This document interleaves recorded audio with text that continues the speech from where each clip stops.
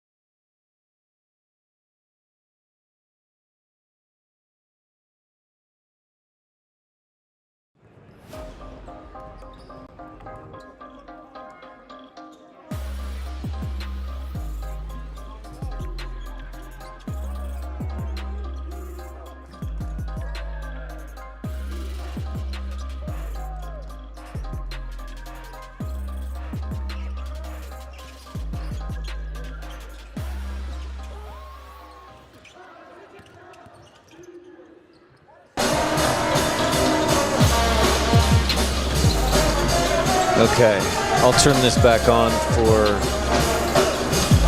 the coaches. Oh, we don't have a coaches interview. Or maybe we do.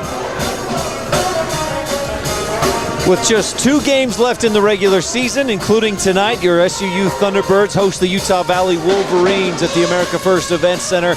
And for the Wolverines, #1 in the WAC and what would be or could be a second consecutive regular season WAC title is on the line. Ryan Steinekert here with Preston Ferry. And Preston, this is a big one for the Wolverines, and as Coach Rob Jeter called it, the grudge match.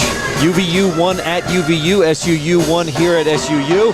This is the tiebreaker. Yeah, you got to defend home floor, and Thunderbirds did that last time out here. This is the #1 team in the WAC, #1 offense, #1 defense. They want to win that WAC regular season title. Thunderbirds, they're not really going to move up in the standings a whole awful lot. Top they can get to is about the 4th seed. They're pretty much locked in at 4 or 5. So seeding-wise, this isn't a big difference maker for either team. So Utah Valley is going to get a first-round bye in the WAC tournament. But yeah, it's defending home floor tonight and stopping them, or delaying them at least, from getting that WAC title. Southern Utah is 5-4 against Utah Valley in the AFEC, the America First Event Center, and most recently a win on January 21st. And it was interesting because Southern Utah had lost by 17 points at Utah Valley on the 8th of January. Less than 2 weeks later, they beat Utah Valley here by 14 in Southern Utah. And that last victory they had was the end of their 3-game win streak, which was the longest streak they had all season. They've had a couple of 2-game win streaks, but that Utah Valley game ended, or was the 3rd of their final 3-game win streak. And really, it was that home stretch for the Thunderbirds that kind of turned this WAC season around. Prior to that, they had only beaten, was it 2 or 3 Division I opponents at all? And then they kind of just turned it around, found an identity, and they've been rocking and rolling ever since. They don't have quite the wins that Utah Valley does, but this team has shown that they can beat anybody. They're 6-10 in the WAC. Utah Valley, though, is 12-4 in the WAC, and a win for them would mean a regular season WAC title, as they've only got California Baptist really to contend with. California Baptist 1 game behind, and I guess Utah Tech a game and a half behind if Utah Valley were to lose these final 2 games against Southern Utah and Utah Tech. But so this series history, though, is interesting. 19th meeting, SUU is 8-10 against Utah Valley. Thunderbirds won the last matchup. Utah Valley had won 5 straight before that. Southern Utah won 5 straight by an average of 72-64 from 2015 to 2023. So it's kind of been a series of SUU wins a few, Utah Valley wins a few, and it's fairly even at 8-10. Yeah, and then when we do beat them, they decide to take some of our best guards pretty much every year. That was Allen and Housley. Allen, obviously, still at Utah State, I believe. Yeah. And then Braden Housley now back at the Wolverines, spent a year at Utah State, back at the Wolverines. So these teams have seen each other a lot. Utah Valley is one of those teams that's had a lot of success in the WAC recently. The last time that the Thunderbirds beat them in the WAC Vegas tournament, that was a crazy game, and that was when what's his name? Tavian Jones. Tavian Jones, there he is, playing for Team USA right now on the South Bay Lakers. Had a 20-point game. It was a crazy game. That's the last time Thunderbirds beat them in the WAC tournament, but they've had success so far in their home stadium, the America's First Event Center. So I'm looking to see another win tonight here. They got to get things rolling if they want. They do have a chance to go win that WAC title, but you've got to get it done here tonight. Today's pregame show is brought to you by Kabuto Sushi and Ramen Bar. Stop in before or after the game for fresh sushi, savory ramen, and unbeatable student specials Monday through Friday from 11 to 3. Kabuto, proud to fuel SUU game day. Now, the last time that these teams met, Southern Utah won 84-70, and some big differences that helped SUU to victory. The Thunderbirds shot 51% from the floor, UVU just 37%, and from three-point range, Southern Utah 52%, UVU 23%. And this Southern Utah team, they struggled early in the season from three-point range, but they have worked themselves up consistently, slowly, and they're now the #1 shooting three-point team in the WAC at 35%. Yeah, you've got 3 guys that are right at or just below the 40% mark. You've got Elijah Duvall shooting at 39.5, so call it 40. Jaden Farrow, 42 on the season, and Tanner Hayhurst is 48 on the season. So these guys are really knocking it down from three-point land. And you got to give a lot of credit to Tanner Hayhurst because, oh my goodness, that man has just the second half of this season just been absolutely electric from beyond the arc. And last game out, had 25 points, and a lot of that came from beyond the arc for the Thunderbirds. He's been a huge spark. They have the splash brother. Dylan Jones hasn't had quite the effect that he had at the beginning of the season, but I'm sure they would love production from either one of those guys. Jaden Farrell's knocking it down. Duval's been knocking it down. Abelar's been knocking it down, so you're exactly right. A much, much better three-point shooting team recently.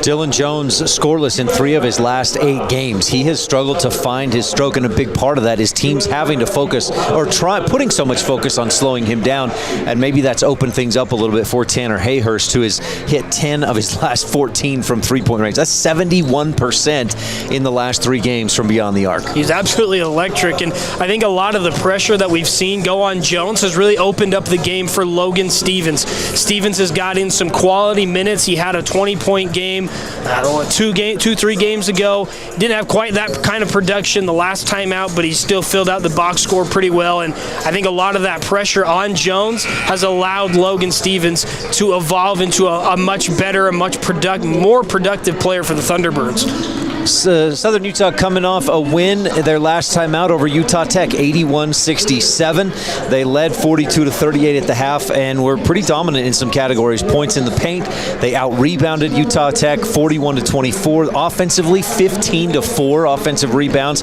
And second chance points, Southern Utah won 17-2 in a solid win over Utah Tech, again, 81-67 last Saturday. And that's just one of the best rivalries I've been a part of. It's so crazy that Utah Tech has never won on this court since becoming a D1 program, and Southern Utah's only won 1 time on their court. Just a really crazy statistic for a team that has seen a lot of success this year. It's kind of the same for Utah Valley. I mean, no matter who the team is, Thunderbirds just plays so much better at home. You mentioned Hayhurst, 25 points in that game. He had, and then Jaden Farrow, 18 points, 14 rebounds. It's like a quiet game, too. I know. Offense, it felt like it. And at one point in the second half, I said, Jaden Farrow quietly up to 15 points or something. Wait, that's not quiet at all. Yeah. But that's how he's been. That's what the production they're getting from him, and he's just so efficient. 56% shooter from 2-point range, 41% from 3-point range, and number 2 in the WAC at 87% from free throw line. He's just that guy that's in the right place at the right time all the time. Great shot blocker, one of the best shooters in the WAC. He scores it so efficiently, and I mean, I'll credit to Elijah Duval. He probably gets a lot of the attention from most of these teams that the Thunderbirds play because of his electric play. I mean, he makes people see ghosts. I mean, you ask Jackson Holcomb about the dunks from Elijah Duval. He put him on a poster the last time these two did battle. He even had a Sports Center top 10 dunk last time against Utah Tech. You want to watch the video, go check my TikTok out. It's there. It's pretty awesome. But, I mean, he gets a lot of attention, and credit to him because he's so good and so electric and so flashy that Farrell can just, like, we call it silently, but it's not really silently been one of the best scorers in the WAC. Number 8 in 13.3 points per game. Duval first on the team and 5th in the WAC at 14.5 points per game. Utah Valley has a kid in Jackson Holcomb who averages almost, a little better than 15 points a game. He's number 4 in the WAC. He's number 2 in the WAC at 7.5 rebounds, and he's first in the WAC and first in the WAC at 2.5 steals per game. This guy does it all except shoot threes. He's not real great from beyond the arc, but he's so good inside. He doesn't take a lot of threes. Yeah, both these teams have really 2 great players, and Ryan, you've heard of couple names, right? Where you mesh like the names of like 2 people and turn it into something, right? So this is an old one, but like J-Lo and Ben Affleck were what was it? Benifer? Yeah. Thank you, Rob. Thanks for helping out with that. Yeah. So this thing. Well, I went and took the liberty, and I made couple names for both these two teams' top players. So we have Jaden Farrow and Elijah Duvall for the Thunderbirds. They become Eldon Duro. They're at a combined height of 6'6", average 27.8 points a game, 10 rebounds, 6 assists, 2 blocks, 2 steals, and have a combined 4 WAC newcomers of the week. Pretty impressive there. On the flip side, it's Jackson Holcomb and Trevin Leinhart, and combined they are Trexton Holdhart. That's a sick name, I'm not going to lie. They are also combined 6'6", average 27.7 points a game, 12.5 rebounds, 9.5 assists, 2.5 blocks, and a whopping 4.4 steals a game. Wow. And have 1 WAC player of the week between the two of them. So that's the power couples we're going to see tonight here. Which couple comes out on top? I don't know. Personally, I'm rooting for Eldon Duro, but we'll see what happens. Well, Utah Valley at 22-7 overall, 12-4 in the WAC, and riding a 4-game winning streak. They've won 27 in a row at home, but they are not at home tonight. No, they're not. Thunderbirds hosting Utah Valley in the America First Event Center. We've got more of your Kabuto pregame show coming up, including your Thunder 91 keys of the game, when we return from the Levitt Group and Auto Owners Insurance broadcast booth, brought to you by Van Wagner on Thunder 91 and presented by Intermountain Health.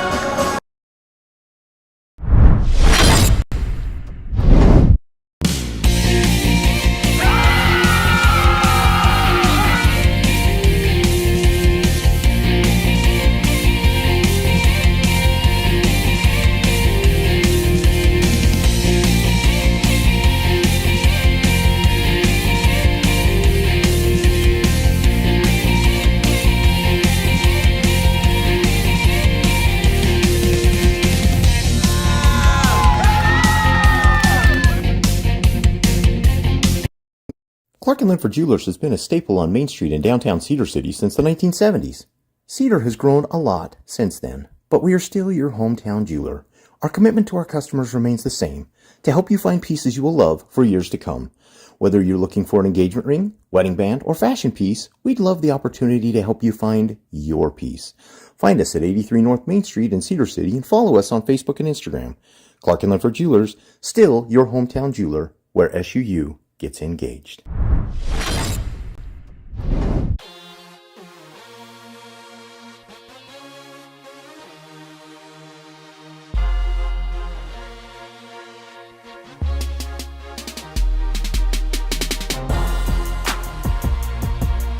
Bullock strives to be the very best in serving you in Cedar City, offering fashion, decor, and kids items, as well as a fun old-fashioned soda fountain and pharmacy. We are a place where you can come enjoy unique shopping, a fun atmosphere, and quality service from all of our 4 stores on Main Street.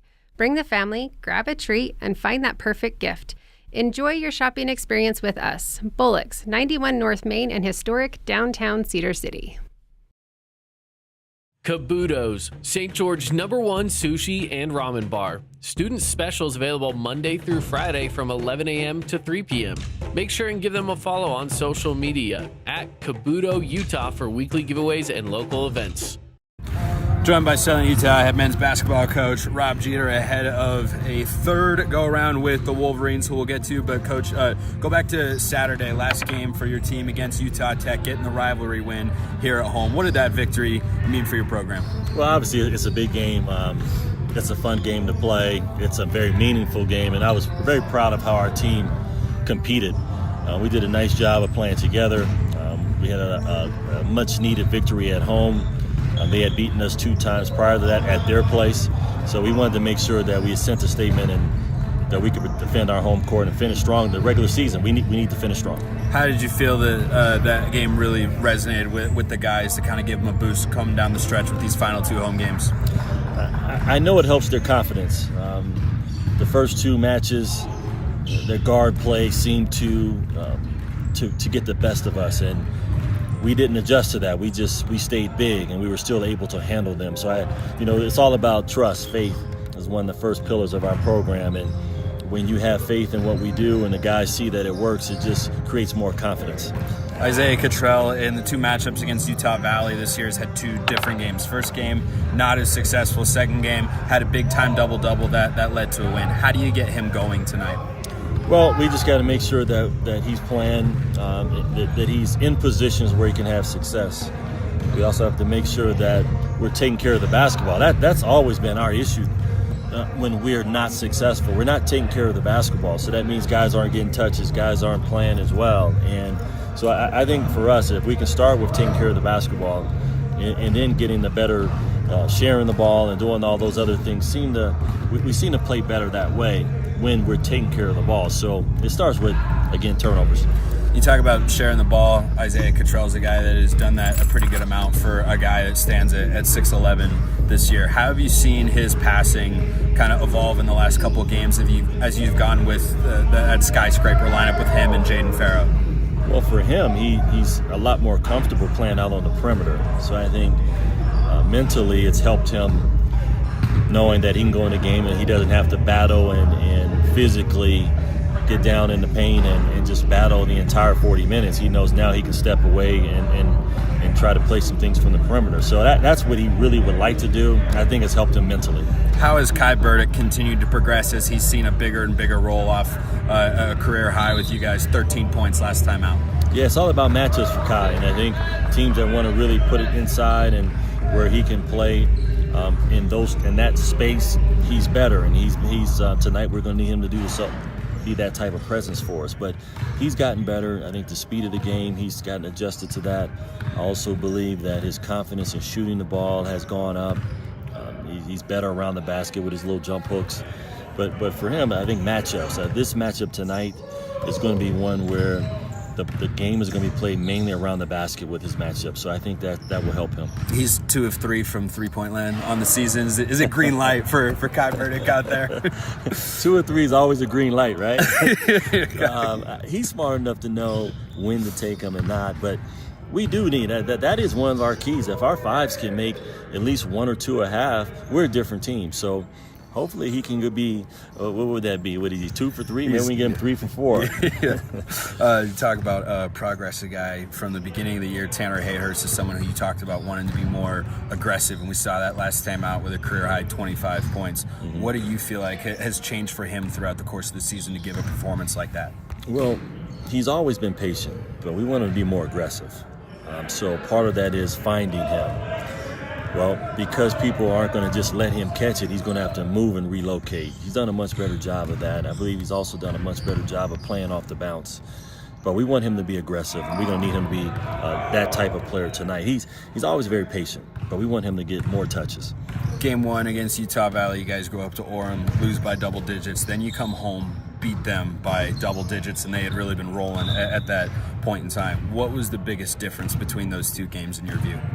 Well, we had such a difficult non-conference schedule, and we never really got any momentum. I felt that week that when they came to our place and we beat them, we had some momentum going. We had won 2 in a row. Now, this was our 3rd and most difficult of those 3 matchups, in my opinion, and we were able to get over that hump. So this, towards the end of the season, we've kind of been up and down. We'll win 1, lose a couple, but we've been in every game. So we're hoping to get another little mini streak going tonight. Jackson Holcomb's a guy that has been very productive for the Wolverines and has done well against your team so far this year. What has to change for you defensively to try to slow him down? He's done well against every team. He's an elite competitor. He's an elite basketball player IQ-wise, and you just have to contain him. We have to hopefully be in positions where he can't be the deciding factor. And that means all of those possessions have to stack up, and we have to be ready to compete with him every single possession. That's what he's great at. I'm a big Jackson Holcomb fan because how competitive he is. Talk about turnovers a lot and that being a key for your offense. Just 7 of 24 last time out from beyond the arc. How do you get that more efficient tonight? Yeah, good looks. Stay confident. Be ready to catch and shoot. What's the biggest key to getting a victory against the Wolverines, Coach? Defense. Southern Utah head coach Rob Jeter. I'm a big Jackson Holcomb fan because how offense, just 7 of 24 last time out from beyond the arc. How do you get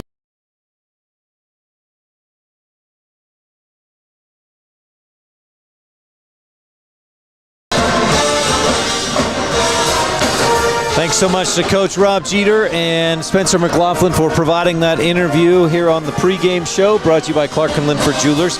Been a part of downtown Cedar City since the 1970s. Our commitment to you remains the same.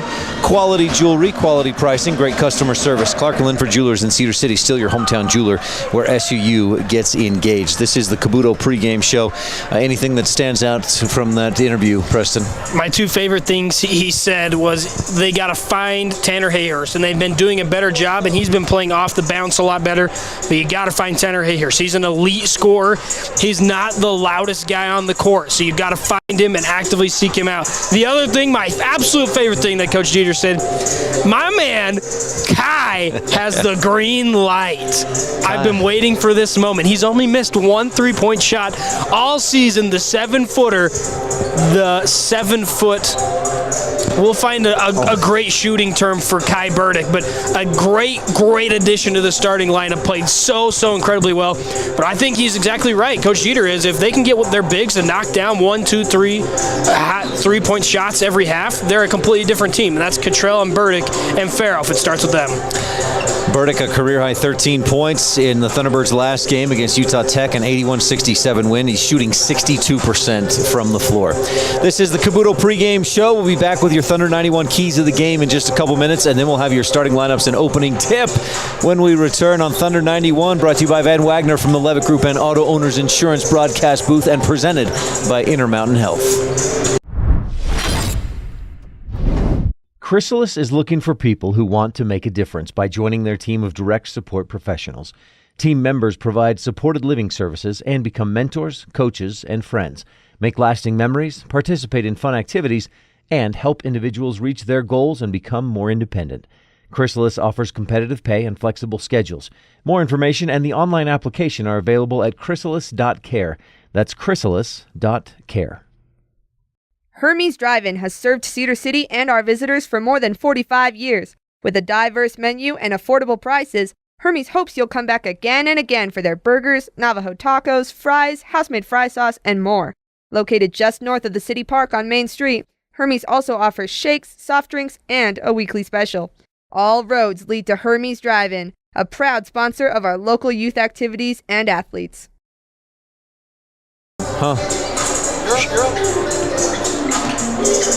Back on the pregame show, brought to you by Cabuto.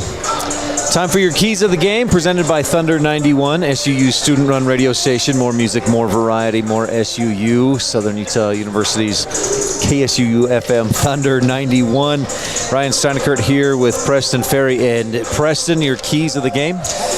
Let's go over them, because as we know, Ryan, if you hit 2 out of 3 keys of the game, you win. All right, so let's start it off here. Number 1, crisp, smart passing. Utah Valley averages almost 10 steals a game, and the majority of them are jumping the lane and cutting off those passes. Now, this is going to be a huge thing for the Thunderbirds, especially because they get sloppy at times and throw some really bad passes. They got to make smart passes. Starts with Duval up at the top, but once again, they got to make crisp, smart passes. Utah Valley is 6th nationally with 9.8 steals per game. They also turn it over, or they take care of the ball well, and they force a lot of turnovers. Those the 9.8 steals and a total of almost 16 turnovers per game. So Thunderbirds have got to take care of it tonight. Crisp, smart passing. Key number 2? Yeah, number 2, lock down the paint and force threes. Their 2 leading scorers do not shoot the 3 ball well, and their better 3-point shooters haven't shot the 3 ball very well this last part of the season here. So I think if the Thunderbirds can lock down the paint, keep them outside, and force them to take 3-point shots, I think they have a much better chance of winning this game. Tyler Hendricks, the best shooter, 3-point shooter on Utah Valley's team, just 2 of his last 13 from beyond the arc in the last 4 games. And here's another note. Southern Utah has been outscored this season 38.5 to about 34 points in the paint. So they've been outscored an average of 4+ points per game in the paint. So they've got to be better there tonight. Key number 3? Absolutely they do. And number 3, you got to keep them under 80 points. The Thunderbirds, that is, have to keep the Wolverines under 80 points. They are 12-0 when they score more than 80 points. They held them to 70 last time here on the Thunderbirds floor. They got to have another performance like that again. They scored 89 when they beat the Thunderbirds at Utah Valley. So keep them under 80. And that number's interesting. You said 12-0. Yeah. Utah Valley is when they score 80 or more. Impressive. And a little bit more on that. If you hold them under 80, so when they score between 70 and 79, they're just 6-5. So good keys right there from Thunder 91 and Preston Ferry. Preston, thank you. You got to get 3. You got to get 3.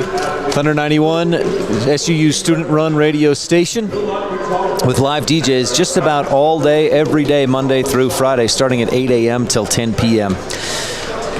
And hungry for a deal? Head to Cafe Sabor in Cedar City and grab their Thursday special, a smothered burrito with a drink for just $8. Daily deals all week long at Cafe Sabor. They have delicious food and friendly service. Cafe Sabor located right here in Cedar City. Stop by today. My wife and I went there a couple of weeks ago to Cafe Sabor, and it's true, the service was super friendly. Our server, it was almost like we were his only table. He was like coming over, chatting, telling us about where he's from and his major, and it was pleasant. It was nice, good experience. And that's on the south end of town, right? That's over by the Maverick on the south end, the hotels, State Bank kind of area. Yep, down in that area. It's a good spot, easy to get to, good food. Cafe Sabor.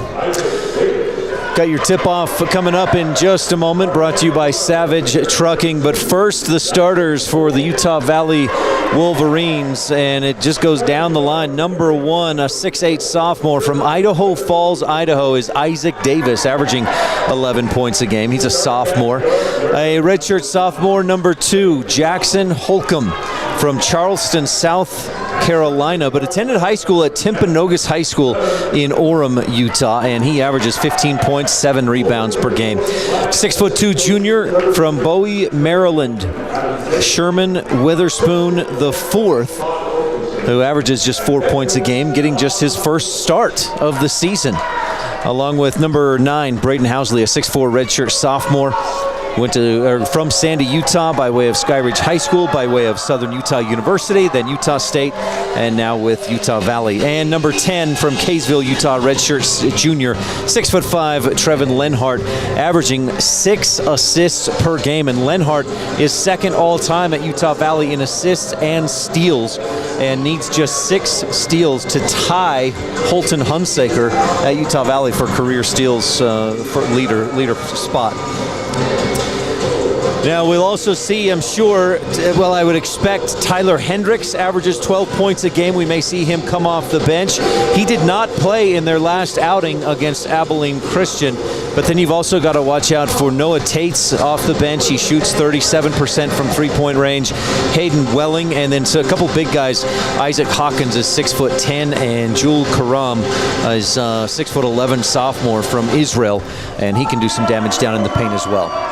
Maybe Hendricks is a little sad recently because his twin brother, Trey Hendricks, got traded from the Jazz, no longer here. Maybe it took an effect on him. He's gone to Memphis to play for the Grizzlies now, right? Yes, indeed. Thunderbirds starters are 6'11", a senior forward from Las Vegas, Nevada, Isaiah Cottrell, averaging 9 points, and third in the WAC at 1.4 blocks per game. Number 1, poster man Elijah Duvall, a 6'3" freshman guard from Wilmington, Delaware. Number 5 in the WAC in scoring at 14.5 points per game. A 6'6" junior from Eagle, Idaho, shooting 48.6% from three-point range. And the current WAC newcomer of the week, Tanner Hayhurst. A 7-foot senior from Carlsbad, California, former pitcher at San Francisco University, Kai Burdick. And his shooting percentage, 62%. And finally, a 6'9" senior from Draper, Utah, Jaden Farrow, who averages 13 points, leads the team at almost 7 rebounds and 2 offensive rebounds per night. You know, Ryan, what I'm about to tell you is a true statement, and I full-heartedly believe it.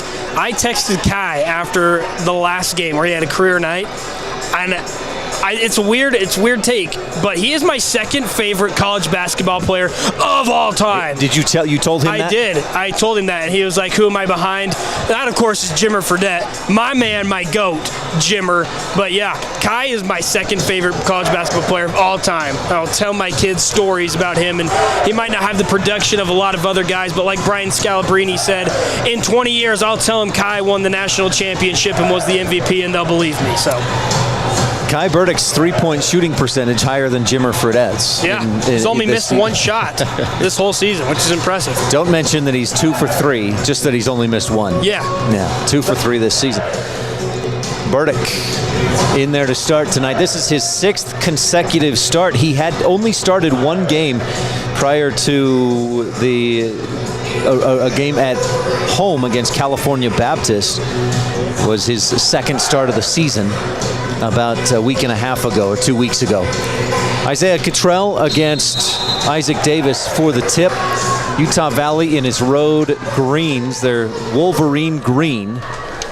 And when they wear greens, they're just 2 and 4. The tip won by, tip toward Southern Utah's bench out of bounds, and it'll go Utah Valley. Our tip tonight brought to you by Savage Services, the official transport and logistics partner of Southern Utah Athletics. From heavy haul to specialized transport, Savage can move anything, anytime, anywhere. Start your logistics with Savage, and thank you to Savage Services for supporting Thunderbird basketball.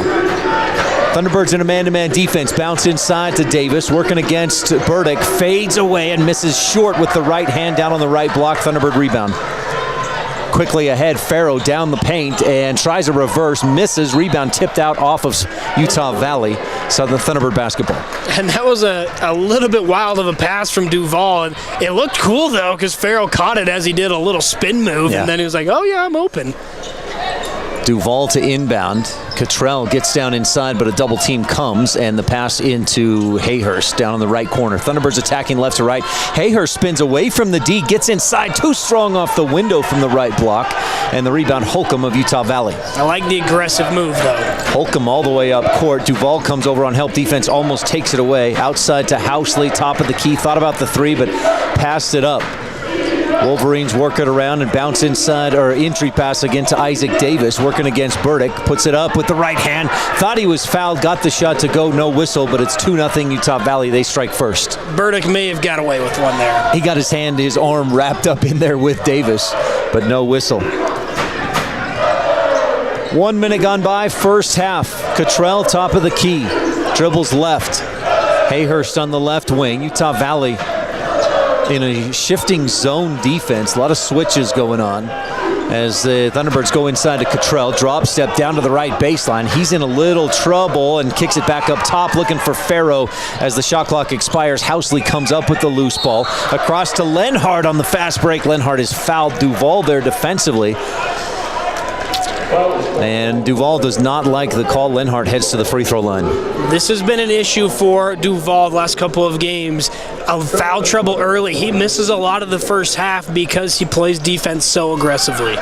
Utah Valley, 7th. That's last in the WAC in free throw shooting percentage as a team.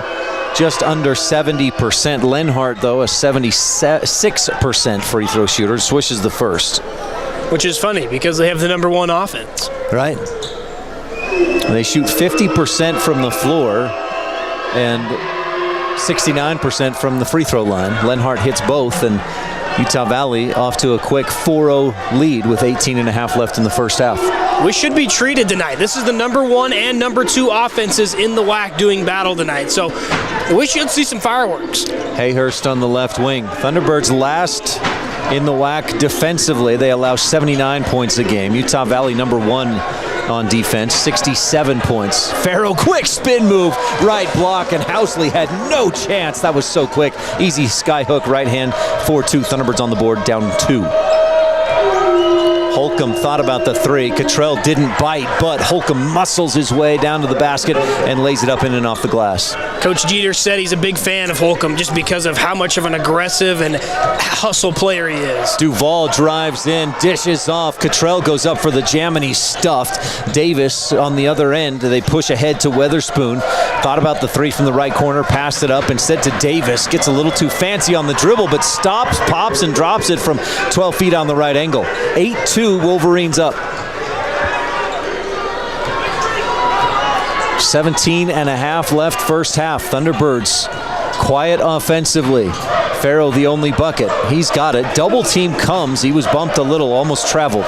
Duval, top of the key, right side, looks for a lane, finds it, drives to the hole, is fouled, knocked to the floor, and that'll stop the clock at 17-11. Braden Housley commits the foul. His first team foul against Utah Valley. Duval a little slow to get up and limps his way to the free throw line. And that is just one of the casualties when you play the way that Duval does, so aggressive and fighting to the rim. There's a lot of contact there. Thunderbirds have started this game 1 of 4 from the floor. Wolverines 3 of 4. That's the main difference in our score. 8-3, Utah Valley leads. Duval hits the free throw. His teammates call him. Elijah misses the second free throw, a 62% free throw shooter. And SUU trails 8-3. Utah Valley gets the rebound on the miss. Davis, top of the key, gives to Holcomb. Work it around. Weatherspoon lobs inside again to Davis. They must like that matchup with Davis against Burdick. Quick spin move by Davis. He goes up and under, reverses it in. 10-3, Utah Valley. It's not bad defense from Burdick and Cottrell down low. He's just exploiting it, and a great finishes so far. Cale Barclay set to check in. Burdick at the top of the key for Southern Utah. Cottrell, right wing three. Got it to go. Cottrell, just a 17% three-point shooter, but brings Thunderbirds within 4, 10-6. Lenhart to Davis again, playing the Draymond Green type role, the facilitator. Lenhart starts left, goes back to his right, up and under, reverses it in. 12-6, Wolverines lead. He got great positioning on Cottrell inside. Duval looking for Farrow inside, posted up against Lenhart, but boy, they get into a bit of a shoving match. Burdick bounces for Cottrell, almost lost it, but chases it down in the left corner across to Farrow, back to Cottrell at the free throw line. Backs in on Holcomb, spins to his left, very physical. Cottrell gets the shot off, but was blocked and fouled, and Cottrell will go to the free throw line when we return after this media timeout. 15:47 left first half. Holcomb argues his case. He's not going to win. Thunderbirds down 12-6 on Thunder 91, brought to you by Van Wagner from the Levitt Group and Auto Owners Insurance broadcast booth, and presented by Intermountain Health. This is Adam from Levitt Group Insurance. Thank you, SUU, for allowing us to be a part of this great community. We are honored to be your exclusive insurance sponsors and wish all our athletes the best this year. Levitt Group Insurance, proudly representing Auto Owners Insurance, will provide you with great rates for all your insurance needs. For more information or to get a quote, please visit us at levitt.com/SUU. From all of us at Levitt Group Insurance and Auto Owners Insurance, thanks for the opportunity to serve you. Since 1956, Les Olson IT has been behind the scenes, powering the people and businesses that make Utah thrive. 10 years ago, we expanded into IT and became Utah's trusted managed service provider, rooted in reliability, powered by innovation. Les Olson IT, celebrating 10 years of keeping Utah connected. Les Olson IT, providing solutions that empower your business. Les Olson IT.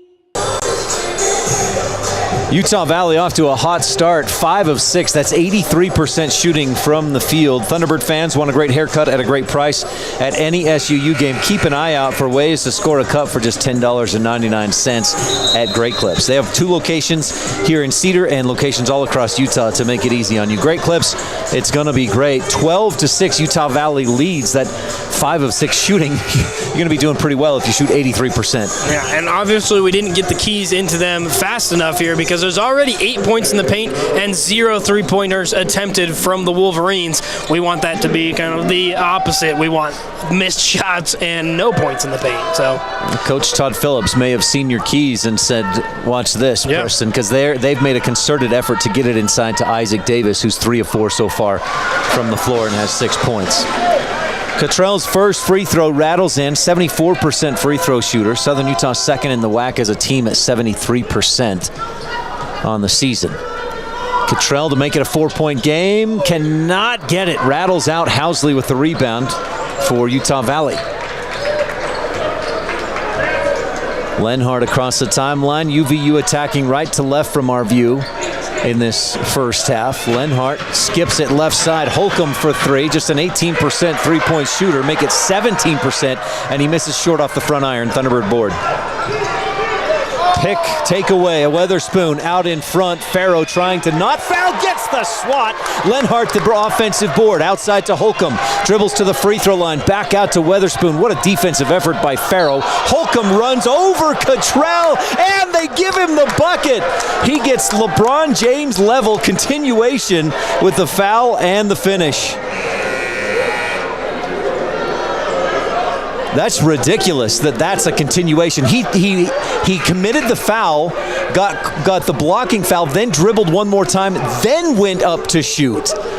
And Coach Rob Jeter does not like that call. He is fired up, calling out, yelling at the officials, and they will overturn correctly that he was not in a shooting motion. I don't know which official called that a shot and a continuation, but that was wrong, and I'm glad they fixed it.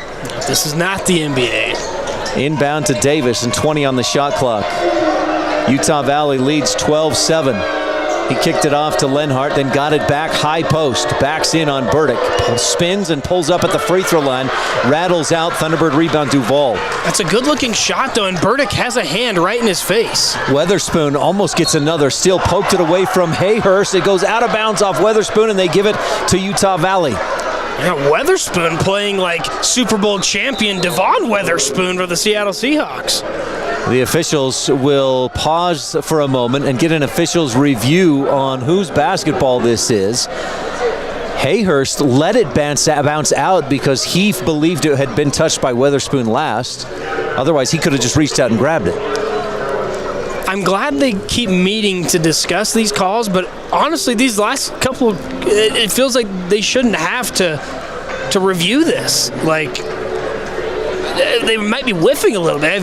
We've seen a few missed foul calls on both sides. This maybe could be tightened up a little bit. 12-7 Utah Valley leads, and you touched on it, and this is one of your Thunder 91 keys of the game. Points in the paint, Utah Valley up 10-2. That's 8 more, right? That's not great. That's 4 baskets. Thunderbirds have just make it 2 field goals. Cottrell hit a 3, and Farrow got a sky hook from down on the right block. But other than that, they're just haven't gotten a lot of shots. 3 turnovers. Yeah, that contributes to it. If you don't get shots down low, you're not getting shots, period. It's probably because you're gifting them the ball, which, why? I don't know. I don't know why they do it. They do it a lot. Utah Valley went 10-3 in the non-conference schedule. They've gone 12-4 so far in the WAC, and they're on a 4-game winning streak. In those 4 games, they're averaging a 71-60 victory. Officials have finished discussing, and drum roll, please. They'll walk to midcourt and enjoy the music provided by. Isn't this Wii music? This is the Wii from the Wii. Yeah. This is good. The Wii was ahead of its time. Like Wii Sports Resort.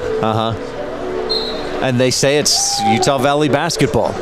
So that if I believe that may be the 4th turnover. We'll see if the stats update or if I'm wrong, but I think that'll be a 4th turnover for Southern Utah already.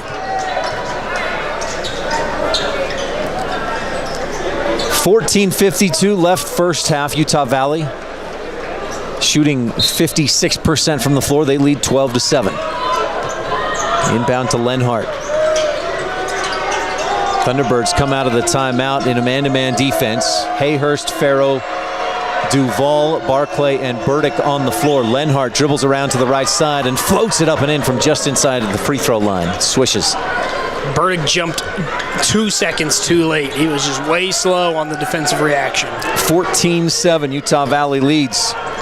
Duval dribbles out on the high left wing to Hayhurst. Has not gotten a shot off yet after a career-high 25 points in the win over Utah Tech. Inside to Burdick, looking backdoor, cut, pass to Farrow and out of bounds. Pass too hot, and that will be the Thunderbirds' 4th turnover. Right idea, wrong execution. So Burdick will get a breather. Cottrell into the game. Also in is Isaac Hawkins, a 6'10 junior from South Carolina for Utah Valley. Holcomb, Lenhart, Hawkins, Housley, and Tate's on the floor, and a three-pointer from Lenhart drops in left wing. Thunderbirds just didn't get out and draw and cover him, and Utah Valley leads by 10. They almost get another takeaway. The perimeter pressure, they're looking like a Texas team with pressuring on those guards. Duval, pick and roll, drives, stops and misses the layup with the right hand, too strong off the window, but Barclay hustles for and gets the offensive board, bounces back inside. Duval left all alone, and Ja finishes to make it 17-9, Thunderbirds down 8. Barclay and Duval, hustle, hustle, hustle freshmen. Love to see it. Gonna need some more of that. Thunderbirds trail with 13-18 left in the first half. Holcomb was gonna fire it inside, but just lost the handle, and the Thunderbirds came up with it. It just lobbed out of his hands and right into the hands of Cale Barclay. Barclay brings it up across the timeline, draws the double team, dishes off to Cottrell at the top of the key, then to Duval, pick and roll, inside to Cottrell. He goes hard and is fouled. Hawkins commits the foul. He doesn't like the call, but he got him with the body and just put a lid over the top of Cottrell and got him on the arm as well, it looked like. That's a third team foul on Utah Valley. And Cottrell back to the line. He's 1 for 2 so far tonight. I don't know what Hawkins is arguing. You watch the replay and he fouled him at least twice. Cottrell misses on the front end. Isaiah Cottrell, first time these teams met, just 2 points, 3 rebounds. The second time they met here at SUU, 15 points and 12 rebounds. A big difference. Hits the second free throw, and SUU into double digits with 12:56 left in the first half, trailing 17-10. Lenhart dribbles left, screened by Hawkins. The lob to Hawkins. He comes down with it. Double team comes. They work it around. Outside right wing, a drive, a float, and it drops in there for Noah Tates. Thunderbirds are a little jumpy. They jumped at every single pump fake the Wolverines had on that possession. 12.5 left in the first half. Utah Valley shooting 67%. They lead 19-10. Dylan Jones in there, fires inside, gets the pass through the eye of the needle to Cale Barclay for the layup.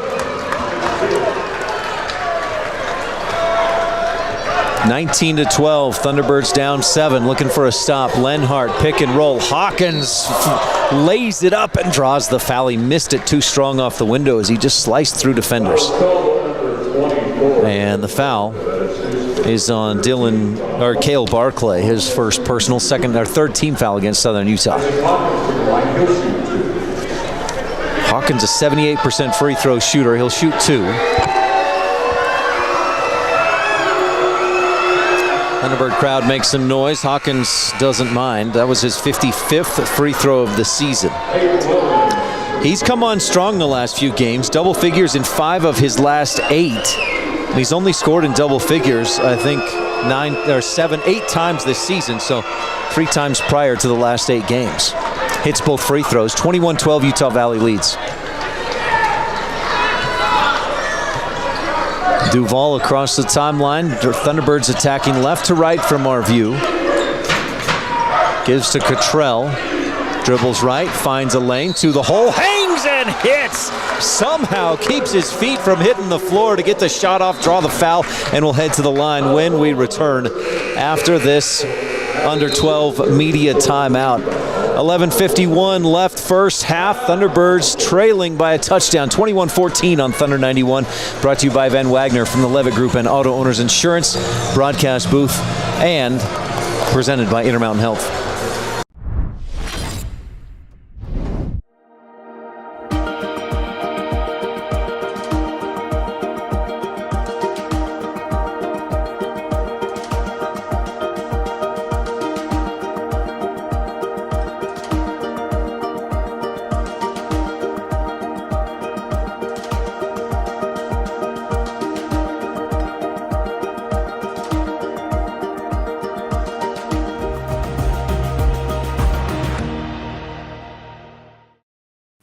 What can you find at Mountain Lighting?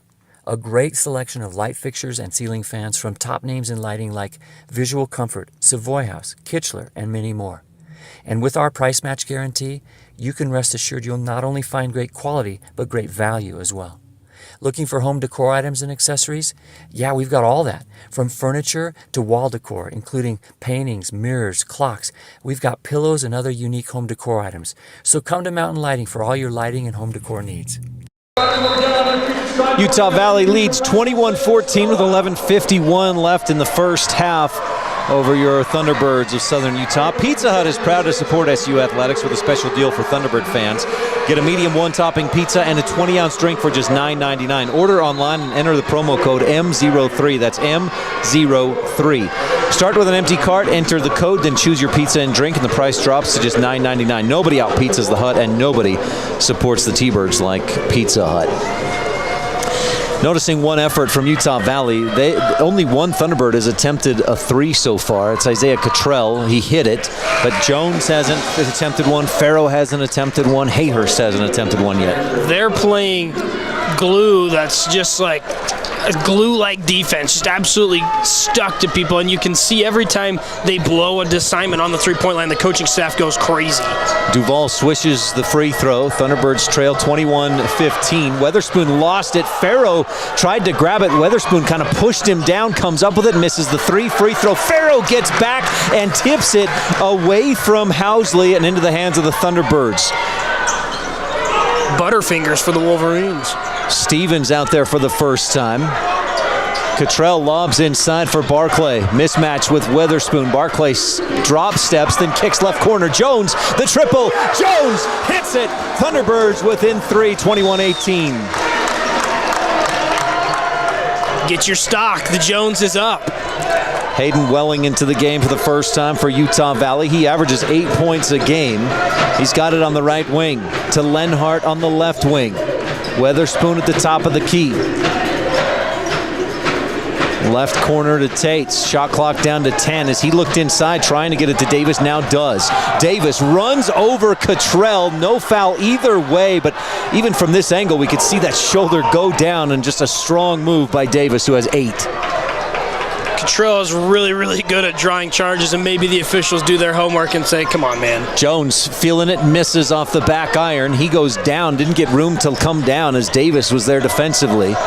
And Wolverines with the rebound. They're looking to go inside to Davis again. Cottrell denying the pass. A lot of effort to stop that. Davis frustrated with Holcomb for not getting him the ball, or with Tates for not getting him the ball. Davis has it at the top of the key. Cottrell defending, has to go back outside left wing. Shot clock down to 7 as they get it to Welling. Pivots, drop step with the left, up with the right, off the window and in. 25-18, Wolverines lead. They are just finding a way inside the paint. The Thunderbirds have got to have some sort of resistance. Cottrell dribbles left side and gives to Barclay.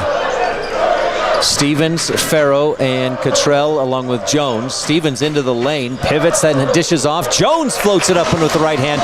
He cut in just at the right time to get the open look. That kills a 4-game scoreless streak, right, Ryan? No, 3? I think a 2-game scoreless streak. Scores? Yeah. He'd not scored in 3 of the last 8, but none of those consecutive.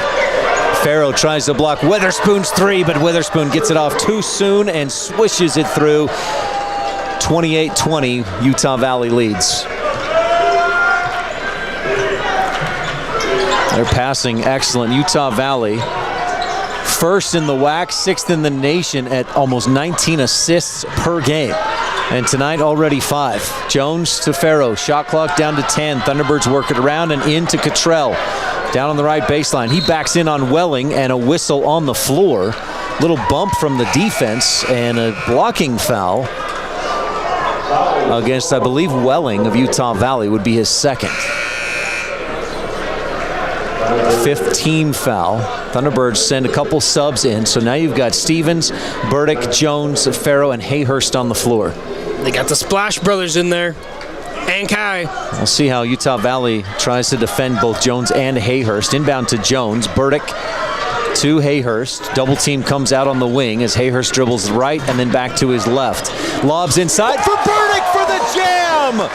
A lob, and Kai Burdick flushes it with 2 hands. 8:38 left in the first half. Jimmer Kai. That's all I'm going to say. 28-22, 3-point shot. Welling leaves it short. An air ball, but an offensive rebound by Weatherspoon is fouled as he tries to go back up and in with it. That was a pretty lob, Brian. Was you're not saying the one Weatherspoon just caught. You're saying the one on the other end for Southern Utah. No, the Southern Utah was intentional. This Utah Valley had an air ball 3. Weatherspoon hits the free throw. Utah Valley 5 of 5 at the line. Weatherspoon a 78% free throw shooter. And had Hayhurst not fouled, Kai had that ball rejected. Hayhurst's first personal, Thunderbirds' 4th team foul. Weatherspoon's second is a swish, and they are a perfect 6 for 6 from the line. Utah Valley leads 30-22. Utah Valley this season, we're at 8 minutes and 20 seconds left in the first half, and SUU throws it away.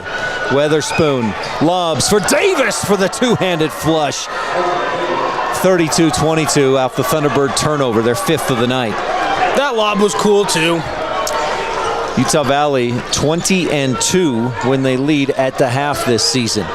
Stevens into the lane. Burdick back outside. Extra pass to Farrow in the right corner.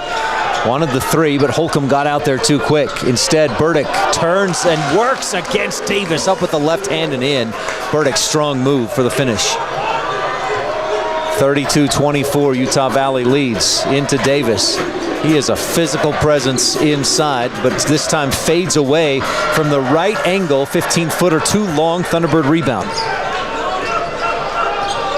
Stevens dribbles down toward his left. Looks back up top with nothing open. Hayhurst attacks up with the left, got it to go, and where's the foul? All kinds of contact as he got inside. 32-26, SUU down by 6, 7 minutes, 10 seconds left in the first half. Hayhurst reached around, poked it away from Weaver, but Utah Valley comes up with it. Housley on the right wing, Stevens defending. Davis just shoves Stevens away on a screen. Wow, they are just letting everything go and then calling little dinky nothings. Davis gets the flush, and Utah Valley leads 34-26. Davis pushed 2 hands out to get Stevens off on that screen. Hayhurst dribbles in again. Somehow sneaks a pass through 2 defenders to Kai Burdick for the right-handed layup. 34-28, SUU down 6. 6.5 minutes left in the first half. Davis at the top of the key to Holcomb. Holcomb just 2 points tonight. He's only attempted 2 shots. He's the leading scorer. Right wing 3, nothing but net. Tyler Weaver shoots just 28% from 3, but buries that one. Now 50% from beyond the arc. 37 of 28. Utah Valley 3 of 6 from outside tonight. Jones. And was this a foul, or did somebody... How is that a foul and they're not called? I am puzzled by this officiating crew. Almost no contact, and they blow the whistle. And then a 2-handed shove and no whistle. 37-28, Utah Valley leads with 6:02 left in the first half. And we'll be back. Thunderbirds have it when we return on Thunder 91, brought to you by Van Wagner from the Levitt Group and Auto Owners Insurance broadcast booth, presented by Intermountain Health.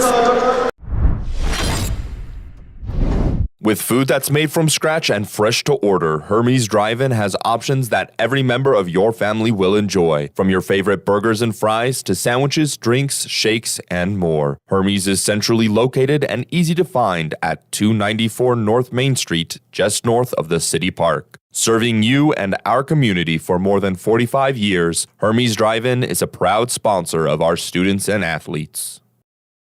You want a job that makes a difference in the world. So join the Chrysalis team. Chrysalis is open 24 hours a day, 7 days a week. So we have flexible schedules for everyone. College student? No problem. Extra job? You got it. But what if you're looking for a career path? Absolutely. Chrysalis has mornings, days, and grave shifts available. Get paid to have fun, go to movies, share your talents, and make a difference. At Chrysalis, you are a mentor, a teacher, and a friend. Apply online at chrysalis.care. 37-28, Utah Valley shooting 67% from the floor, and they lead by 9. Laundry Day made easy. The Main Street Washateria preferred laundromat of SUU Athletics. It's clean, relaxing, and has free Wi-Fi, so you can get work done while your clothes get clean. Or make it even easier on yourself. Drop your clothes off. Let us do the work for you. Main Street Washateria, making Laundry Day stress-free in Cedar City. Well, the Thunderbirds have come back up. The points in the paid differential now 20-18. Thunderbirds trail by 2, but Utah Valley just shooting lights out. They are, and I think the two biggest things, though, is 5 turnovers for the Thunderbirds, only 1 for the Wolverines, and then you go down a spot in the box sheet. 9 points off turnovers for the Wolverines, 1 off of points off turnovers for the Thunderbirds. Big difference. SUU has taken 5 fewer shots than Utah Valley. Duval sees a lane, goes down it, and misses with the left hand. Just left it a little too strong off the window. 37-28, Utah Valley leads. Burdick pokes it away from Lenhart, but Lenhart gets it back. Under 6 minutes to play, first half. Starters back on the floor for both teams. Holcomb on the right wing. Across to Housley on the left wing. Thunderbirds in a man-to-man defense. To Weaver, starts right, goes left, avoids the travel by just shooting and misses too short. Thunderbird rebound. Stevens and Duval, 2 point guards out there for SUU. Bounce into Farrow on the left block, skips it across. Hayhurst on the right wing, steps out of bounds on the sideline as he planted to try and free up some space. I'm glad they're watching the baseline, but I would like them to watch the rest of the action. If somebody pushes somebody on a screen with 2 hands, let's watch for that, yeah? WWE, forearm shivers, chairs being thrown, that's fine. Don't step out of bounds. Utah Valley leads 37-28. Holcomb at the free throw line. Looks for the pass, can't see it, then bounces inside and misses. Burdick goes high for the rebound for Southern Utah. Stevens steps up and misses the 3, too short from the right wing. Utah Valley the rebound on the fast break. Lenhart up the right side. Looking for the pick and roll or the pass inside, not there. Kicks it back outside and gets it back. Then to the left corner, Weaver for 3, splashes it through. Weaver, 2 for 2 from 3-point range. Utah Valley leads by 12. They are shooting 63% from the floor. Southern Utah shooting 61%. Here's Farrow from 3. Nope, back iron. Left corner was his release spot. Utah Valley the rebound. Lenhart to the top left wing. Hesitates at the free throw line, then drives and misses. Weaver goes over the top of Burdick for the foul, who's thinking, why is that not a foul? And then Duval fouls Weaver, or Hawkins rather, on the rebound. Hawkins did get up a little quicker than Burdick, but went right over the top of him. So Hawkins at the free throw line where he's 2 for 2. Make it 3 for 3. And Utah Valley still has yet to miss a free throw tonight, 7 for 7. This is a display of offense in the first half by the Wolverines. Doubled their shooting percentage from the last time these two teams did battle. They shot just 37%. When Southern Utah won over Utah Valley on January 21st, 84-70. But Utah Valley on pace for maybe 90 points if they keep this pace up.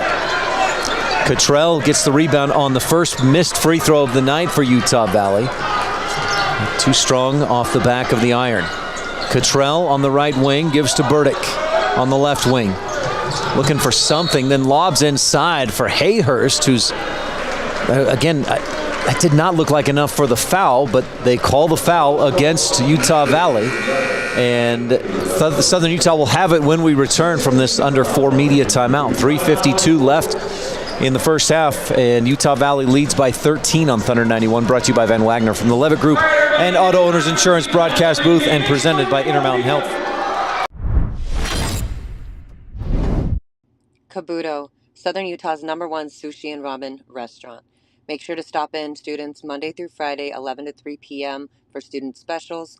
Follow us at Kabuto, Utah for special events and giveaways. Township Pharmacy and Bullock's Drug offer the service of a local pharmacy with a personal touch. Traditional quality service with modern-day conveniences. Township Pharmacy is located near the hospital just off North Main Street, and Bullock's Drug is downtown at 91 North Main. Both have trained pharmacists to take care of your pharmaceutical needs and fill your prescriptions. Township Pharmacy and Bullock's Drug are happy to serve you and to support our local athletes. Bullock Drug strives to be the very best pharmacy in Cedar City. We want you to be a part of our team. As a valued customer and patient, we will provide you with the best professional pharmacy service. Join with us and be a part of our team. Bullock Drug, 91 North Main in historic downtown Cedar City. Discover adventure in every season. Visit Cedar City for vibrant festivals, Red Rock hikes, and a thriving arts scene. Then head up the mountain to Bryan Head for world-class skiing, biking, and cool alpine escapes. Come for the views, stay for the experience. Visit Cedar City, Bryan Head. Thunderbirds shooting the ball well, 58%. They're 57% from the free throw line, 40% from three-point range, but too many turnovers early on. They have 6 turnovers already. This team averages 14-ish turnovers a game, but that's the big difference right now. Hayhurst at the line shooting 1 and 1. 86% free throw shooter, swishes the first. Just his 52nd free throw of the season.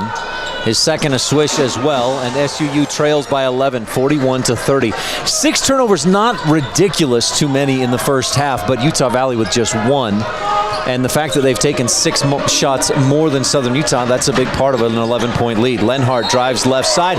Cottrell swats it, but I think Abelar fouled Lenhart on the floor as he went up for the shot. Too bad, because that was a great block from Cottrell on the help D. And let's talk about that turnover. It wasn't a forced turnover from the Thunderbirds. It was just a weirdly Butterfinger pass. Yeah.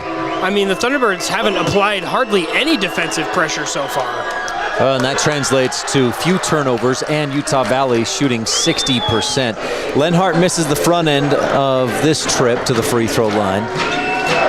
SUU's been a little too jumpy to try and block shots rather than stay home on defense. Lenhart misses the second as well. Cottrell had the rebound, tipped away. Hawkins comes up with it, easy too. Well, so at least my wife's happy. The fans get free cheese curds, but the Wolverines get the basket. 43-30. Utah Valley leads by 13 with under 3.5 left in the first half. Farrow tries to spin on the left block. Hawkins with him. Back outside. Hayhurst first 3 of the game. Can't get it to go. It was short. And Utah Valley has the rebound. Holcomb pushing up the right side. Picks up the dribble and gives it off to Hawkins for 3. Top of the key. Short. Rebound. Holcomb pushes past Cottrell and knocks it out of bounds. And it'll be Thunderbird basketball. Holcomb's a hustler. There's no doubt about that. But I think he's complained on every single call that's gone against him. He didn't like that call against him there, that the ball will belong to Southern Utah. 43-30. SUU needs a push here. Farrow, right corner 3. Yes, he got it with a swish. Holcomb complaining, more of a complaint to his teammate. Hey, we got to switch better defensively. Wasn't that in Bedtime Stories what Farrow just did? The 4-3. 43-33. Thunderbirds down by 10.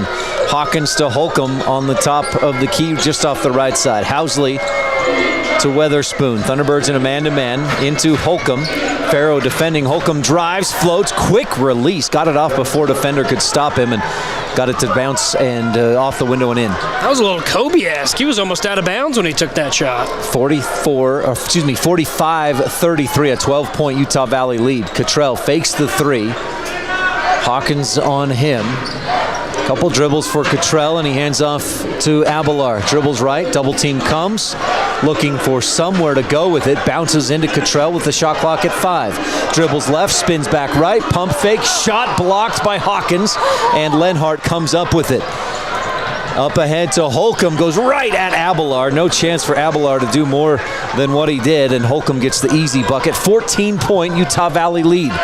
Farrow to Hayhurst. Can't get the three, instead drives, gets the defense in the air. Hayhurst ends up on the floor because of the contact and no foul. Utah Valley with the rebound, quickly to Weatherspoon. Right wing three, he hits. Jones breathes on him and they call the foul. My goodness.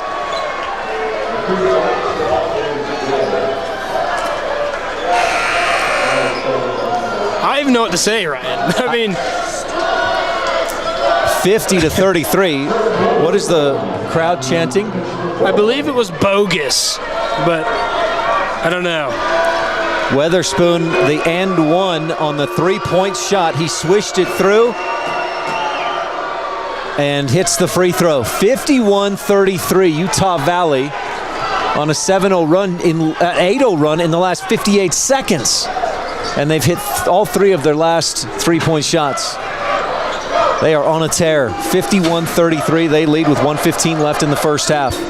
Abelar dribbles right to Cottrell at the top of the key. Back to Abelar.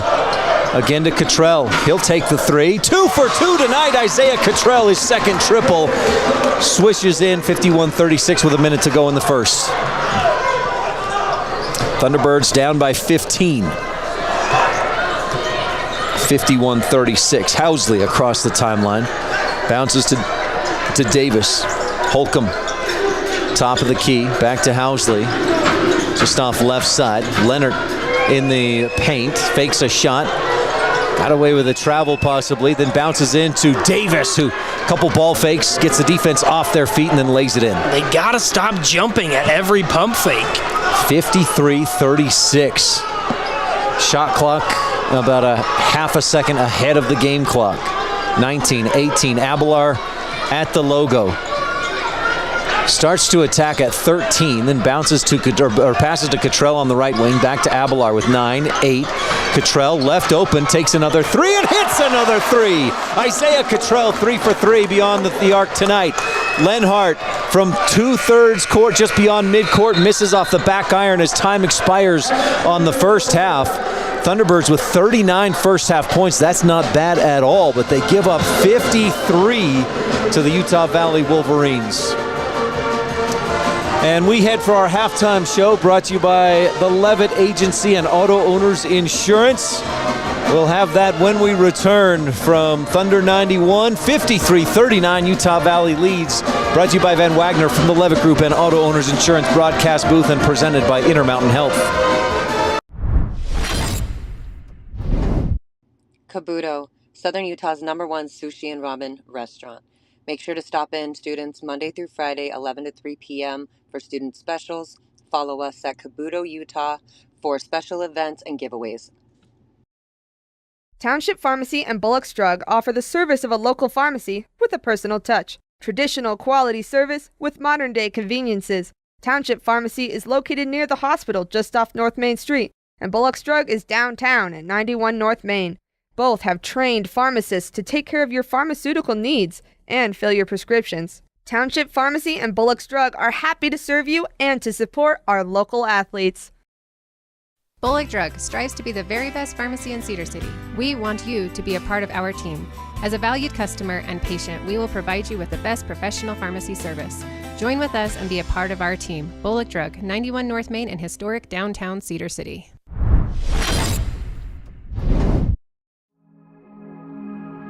At Cache Valley Bank, we value our heritage and the history we've built within our communities. With over 45 years of experience behind us, we are confident in our ability to equip our customers with the necessary tools and expertise to navigate their financial journey. Whether you are ready to expand your existing business, embark on a new business venture, or are seeking better personal banking, let us help you reach new heights. Cache Valley Bank, mountains await.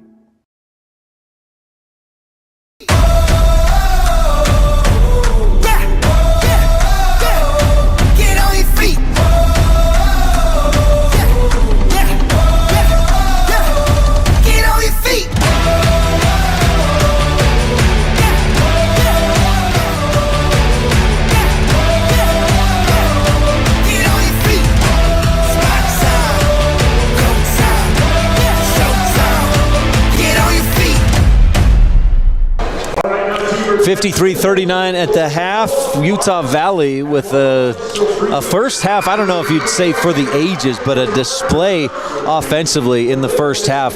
Twice this season they've scored in the hundreds. They beat West Coast Baptist 116-35 to open the season, and they beat Bethesda 109-48. And tonight they're on pace for 106. Preston. They've been shooting it incredibly well from beyond the arc. We talked about how we wanted them to take a lot more threes because they're not a terrific three-point shooting team, but tonight they're 50% from three-point land. They've got 5 of those, and that's been a killer, but the other killer has been Davis, just absolutely abusing any defender down low inside for the Thunderbirds, and give him credit. He's making some incredible post moves and finishing well. He's finished a couple lobs as well. But the big problem, the Thunderbirds are jumping at every single pump fake. Yeah. Like, not even like one every 3. Like, it's every single time Davis throws his arms up. Farrell, Cottrell, Burdick, Abelar was down there. They jump to block every single shot. And SU's a good shot blocking team. They've got 2 of the best shot blockers in the WAC. But you're going to get exposed if you jump at every single ball. I mean, from a coaching standpoint, all you got to do is tell your guys, hey, give them a pump fake, you're going to get 2 easy ones at the rim. That's great coaching. A lot of coaches teach that anyways. Fake a pass to make a fast, make a play, make a ball fake to take a shot. You're listening to the Halftime Show presented by Levitt Group and Auto Owners Insurance, and also presented by Lynn's Fresh Market, proud supporter of Southern Utah Athletics. Lynn's is your hometown grocery store in Cedar City, known for fresh produce, quality meats, and friendly service. Thank you to Lynn's Fresh Market for supporting Thunderbirds basketball and tonight's halftime show. 53-39 at the half. Utah Valley shot 63% and turned it over just once. And you even pointed that out. It was just a funky turnover. Holcomb went to pass the ball, slipped out of his hands, may have bonked him on the back of the head as he tried to put that pass down in the. But that's it. It's not a steal. It was just a weird turnover, and that's the only turnover of the first half for Utah Valley. And they've made some good passes. There's only been maybe 3 questionable passes, but they've been able to recover it because of the hustle and intensity that the Wolverines have shown. Even when there's a bad play, they are able to recover and still find a way to come up with a positive outcome, whether that's just a good shot or get it down low and expose this SU defense. And I mean, we're not going to sit here and pretend like the Thunderbirds have had a great defense all season. They're the worst defensive team in the WAC. You've seen a little bit of that tonight, but it's hard to say they've played bad because 40 points and a half, that's pretty good. I mean, this is the number 1 and 2 offenses in the WAC. I mean, last game, the coach's interview, Coach Jeter talked about they don't have a problem scoring points. Offense is not the issue for this team. It's defensively. They're just struggling to stop teams from an onslaught of offensive production. U.S. Bank is proud to sponsor the SUU Thunderbirds. Stop by our U.S. Bank branch in Cedar City for your banking needs, for all your banking needs. U.S. Bank, equal housing lender, member FDIC. We'll take a look. Let's actually do that now at Southern Utah's first half because they scored 39. They're on pace for almost 80. They shot the ball at 56%. 6 turnovers is not terrible. You want to be at about 10, maybe 12. They're on pace for about 12. They did a lot of things well. Isaiah Cottrell, 3 for 3 from three-point range. As a team, 56% from beyond the arc. A lot of good things from Southern Utah offensively. They just have got to figure it out on defense. Duval has been on the bench. He's only played 10 minutes, so he got a good amount of the first half, but foul trouble has been an issue for him this season. The first time these 2 teams played, SU was leading the WAC with 18 fouls a game. They've dropped that to about 16 coming into tonight's game, but it's a problem, and it's hard to say, Duval's it's a problem, but give him credit. He's a freshman, right? So is Kel Barclay, who's got his one foul tonight. These guys are great ball players, but this is a big step up from high school, and they're trying to play as aggressive as they possibly can, and that's led to a couple of fouls. Jaden Farrell, he played 20 minutes in the first half, only came away with 5 points. They've really keyed on him as well. Thunderbirds being out-rebounded 15-11 in the first half, and they trail 53-39. Bullock's is more than just a pharmacy. Stop in for a handcrafted soda, sweet treats, and everything else we have to offer in downtown Cedar City. Bullock's, a proud supporter of SUU athletics. We'll take a look at WAC standings and a scoreboard from around the WAC, especially as we get down toward next week's WAC tournament in Las Vegas. We'll take a look at that when we return on our Levitt Group and Auto Owners Insurance halftime show on Thunder 91, brought to you by Van Wagner from the Levitt Group and Auto Owners Insurance broadcast booth and presented by Intermountain Health.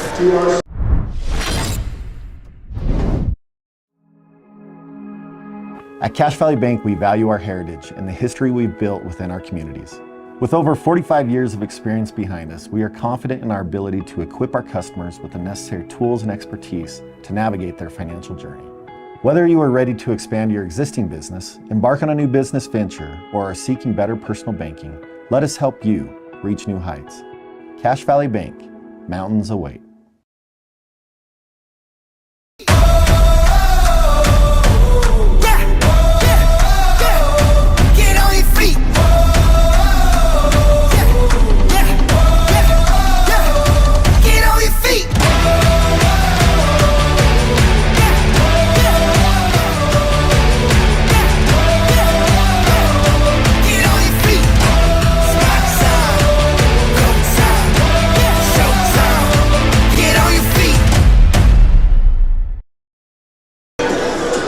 (53-39), Utah Valley leads at the half, presented by Levitt Group and Auto Owners Insurance. SkyWest Airlines is a proud sponsor of SUU athletics. SkyWest is the world's largest regional airline and has been a part of Southern Utah community for more than 50 years.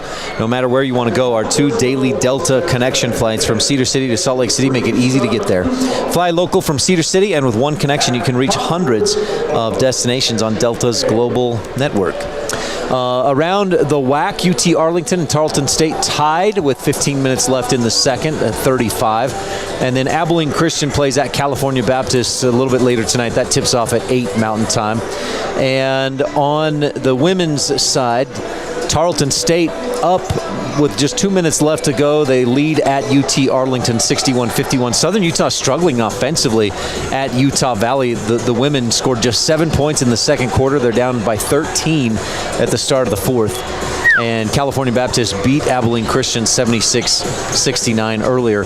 Now, on the women's side, California Baptist is at number 1, Abilene Christian 2, Southern Utah at 3, and SUU could finish as high as first if things go right and they win. They've got a big comeback they need to make if they want to win at Utah Valley tonight. But Southern Utah looking at probably maybe a second, but probably, depending on how things go the rest of tonight, third place finish in the WAC. Yeah, an embarrassing loss to Utah Tech really hurt. Yeah. On the men's side, and looking at the bracket, Wolverines of Utah Valley at number 1. They're 1 game ahead of California Baptist, and if they win tonight, if they hold on and win against Southern Utah, then Utah Valley would win its second consecutive regular season WAC title. Yeah, and they will be able to play in WAC Vegas and the NCAA tournament, depending on how they do. Despite the legal issue with the WAC and everything that was going on there, it has been not resolved, but it's been temporarily delayed. So they are able to play in WAC Vegas. Those first 2 seeds get a bye, obviously, and it's pretty much SU's locked in to play UTA no matter what they do. If they finish 4th or 5th in the WAC, they're going to end up playing March 12th against UT Arlington. First and second seeds get a bye, and it'll go from there. It's the same with the women's side of the bracket. They could get one of those top 2 seeds, get a play or a bye and get into the semis. But yeah, so Thunderbirds men's right now pretty much locked in at 4th or 5th. And if you're unfamiliar with what Preston was talking about with Utah Valley and all the things going on there, they elected to leave the WAC after this season. Yes. And so they have to pay an exit fee. But they said, wait a minute, others are leaving the WAC, like Southern Utah and Utah Tech, and they're not paying an exit fee. So why should we have to pay the exit fee? And the WAC is saying, well, you are choosing to leave. The others are leaving because they have football and because of other reasons. And Utah Valley trying to deal with that.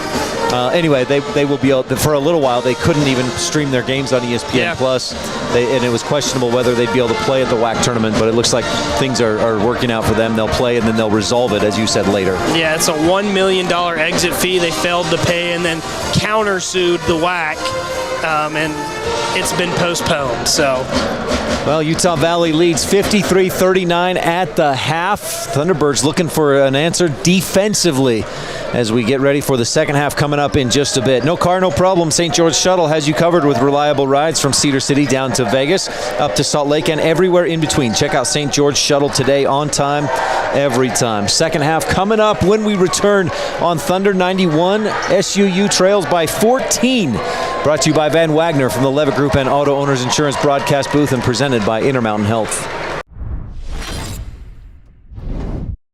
Are you hungry for the usual today? Or are you craving something uncommonly delicious like the meaty masterpiece, the Hook and Ladder Sub from Firehouse Subs? They start by piling it high with freshly sliced smoked turkey breast and Virginia honey ham. Oh, then they top it with melted Monterey Jack and serve it hot in a toasted roll. Save time by ordering your Hook and Ladder with the Firehouse Subs app today, downtown Cedar City. It's Firehouse Subs. Enjoy more subs, save more lives.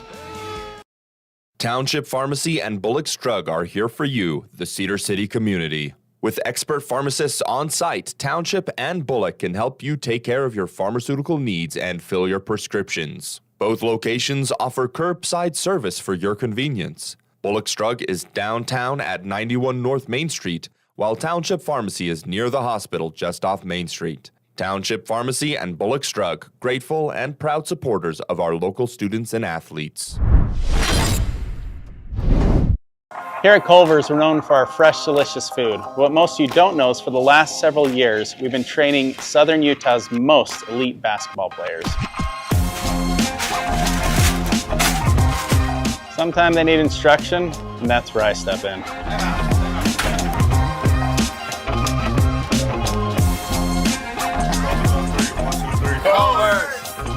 Practice makes perfect, but we demand perfection.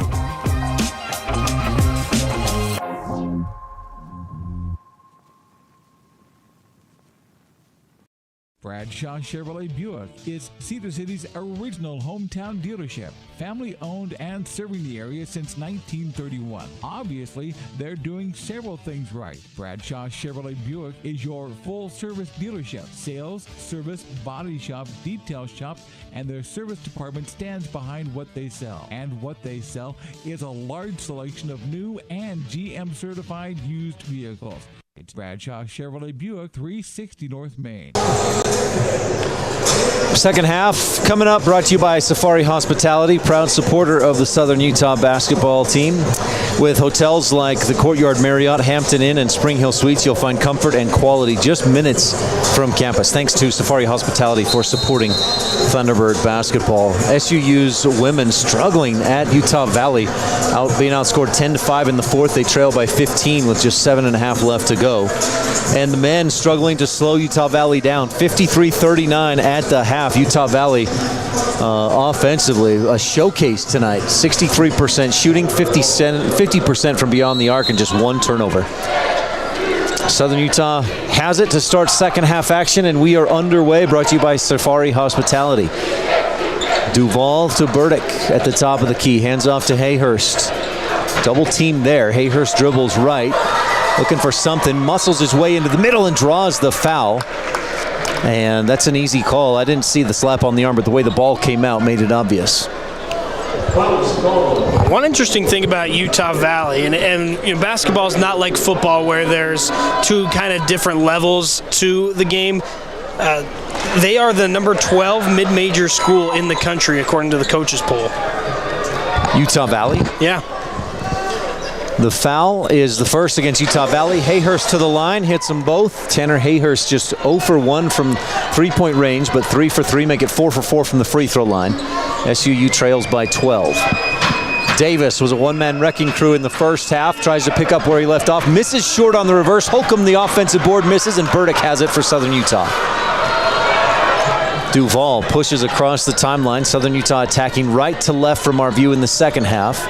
Double team comes on a screen, and Duval gives it off to Cottrell. Dribbles left, has it stripped away. It goes through about 4 bodies, out of bounds, last touched by Southern Utah. A good idea, once again, just wrong execution. Southern Utah's 7th turnover to Utah Valley's 1. Holcomb left wing to Weatherspoon, who had 9 points in the first half. Weatherspoon, that matches his season high. Housley dribbles left, goes right on at Cottrell, but then dribbles back outside to the left wing. Looking inside for Davis, but Burdick denied the pass. Instead, Holcomb to the hole, too high off the window. Davis tries to put it back up and in with a hammer dunk and misses. Holcomb gets the loose ball and puts it up off the glass right side and in. 55-41, Duval to the right wing. Thunderbirds down by 14. Duval trying to back in on Housley. Gets inside the paint, bounces back out to Farrell on the right wing. Inside to Cottrell. Defended by Holcomb. Outside Duval, right wing 3. Got it to go. Lenhart put as much pressure on him as Jones did on Weatherspoon and got called for the foul on a triple earlier tonight. 55-44, Southern Utah down by 11. Housley jabs, dribbles down to the baseline. Cottrell on him. All the way from the left corner to the right corner, then bounce back up top. They work it around to Lenhart. Screen from Holcomb. Lenhart down to the left or the right block, outside to Weatherspoon. He throws it away. Hayhurst has it and pushes it across the top of the lane to Cottrell. Shot clock violation as the Thunderbirds come up with their first steal of the night. Duval tries to pass it through 2 defenders. Holcomb and Lenhart both have it. Weatherspoon takes 17 steps, misses the layup short, blocked by Farrow, but Holcomb is there for the cleanup. That was at least 3 steps by Weatherspoon. 57-44, Utah Valley leads by 13. Duval to Cottrell inside, goes up strong with the defender on him. I think that'll be Davis's first personal foul, if they call it on him, and they do. Good strong move by Cottrell. Davis did go up straight, but initiated contact as he moved into Cottrell defensively. You've seen WAC teams take a play out of all the Texas playbooks and apply a ton of pressure on Duval. Cottrell misses the free throw. He's just 2 of 5 from the line tonight, normally a 74% free throw shooter. But if we're sacrificing that for his 3-point production, you'll take it? You give and take. No Thunderbird has more than 2 rebounds. Cottrell with just 1. And he misses the second free throw as well, short. Lenhart quickly to Holcomb through the lane. Right-handed layup. No, but the putback with the left hand. Was that Davis? Yeah. Thunderbirds not boxing out well tonight. And Utah Valley has 59 points, a 15-point lead. Hayhurst dribbles left and gives to Cottrell at the top of the key. Bounces inside, looking for Farrow. Lazy pass, and Weatherspoon with an easy steal. To Weatherspoon on the right wing. Gets away with another travel. Misses the 3-point shot, and the rebound tipped out to Hayhurst, but a foul against Southern Utah on the rebound. He caught the ball, didn't dribble, stepped forward, and then stepped back to set up his 3. I mean, give them all a passport. Give them punch their ticket to wherever they want to go. They can travel wherever they want to go. They're looking for that first-round bye at the WAC tournament. Lenhart throws it away, looking for a wraparound pass to Davis, but Southern Utah's defense kind of saw that coming and kept Davis from getting as far down as Lenhart thought he would. We need about 10 more stops just like that. 59-44, 15-point Utah Valley lead. Burdick at the top of the key. Hands to Hayhurst. Dribbles right and then gives to Farrow. Duval on the left wing. Shot clock at 10 as Burdick gives back to Duval. Free throw line, hops into the key, pivots and dishes back out. Barclay fakes a shot, works through some traffic and misses. His shot missed the rim, went off the backboard, and it's a shot clock violation for Southern Utah. 59-44, 16 minutes left. Second half, Southern Utah, the moment has got to be pretty quick to start getting some stops and finding some scores, or it'll be too late. Lenhart on the left wing, pick and roll with Holcomb, no passing lane. Instead, they give to Davis with 7 on the shot clock. Bounce to Holcomb. He spins, goes to the hole, is partially blocked on his dunk attempt, but somehow gets the ball up and over the fingertips of Barclay and in. 61-44. It's been that kind of night for Utah Valley. Even when a block happens at the rim, the basket or the ball goes through the hoop. Duval fires to Barclay inside. Burdick blocked from behind by Davis, but still gets the shot to go. Burdick 4 for 4 tonight and has 7 or 8 points. If the trend sticks, Ryan, we should see a foul call against the Thunderbirds here pretty soon. 61-46. The fouls have been perfectly even until right now. Utah Valley with 2, Thunderbirds with 1. Left corner 3, Lenhart left all alone and buries it. Utah Valley already at 64 with just under 15 minutes left in the second half. An 18-point lead. Southern Utah's defense tonight, not good. Duval, Housley just hits him, takes the ball away, then recovers it ahead to Davis, who tries to scoop it up and in with a dunk, and instead throws it to the Southern Utah student section. A little bit of contact there, Ryan, but they can't call a foul against the Wolverines yet. 14:33 left in the second half. Wolverines up 64-46 on Thunder 91, brought to you by Van Wagner from the Levitt Group and Auto Owners Insurance broadcast booth, and presented by Intermountain Health. Here at Culver's, we're known for our fresh, delicious food. What most of you don't know is for the last several years, we've been training Southern Utah's most elite basketball players. Sometimes they need instruction, and that's where I step in.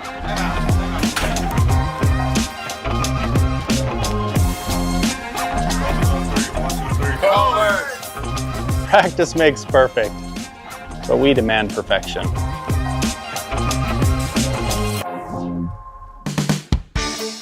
Township Pharmacy is located near the hospital just off Main Street, and Bullock's Drug is downtown. Each pharmacy can fill your prescriptions, and they're happy to bring this broadcast your way. Curbside service available or inside the pharmacy. Township Pharmacy.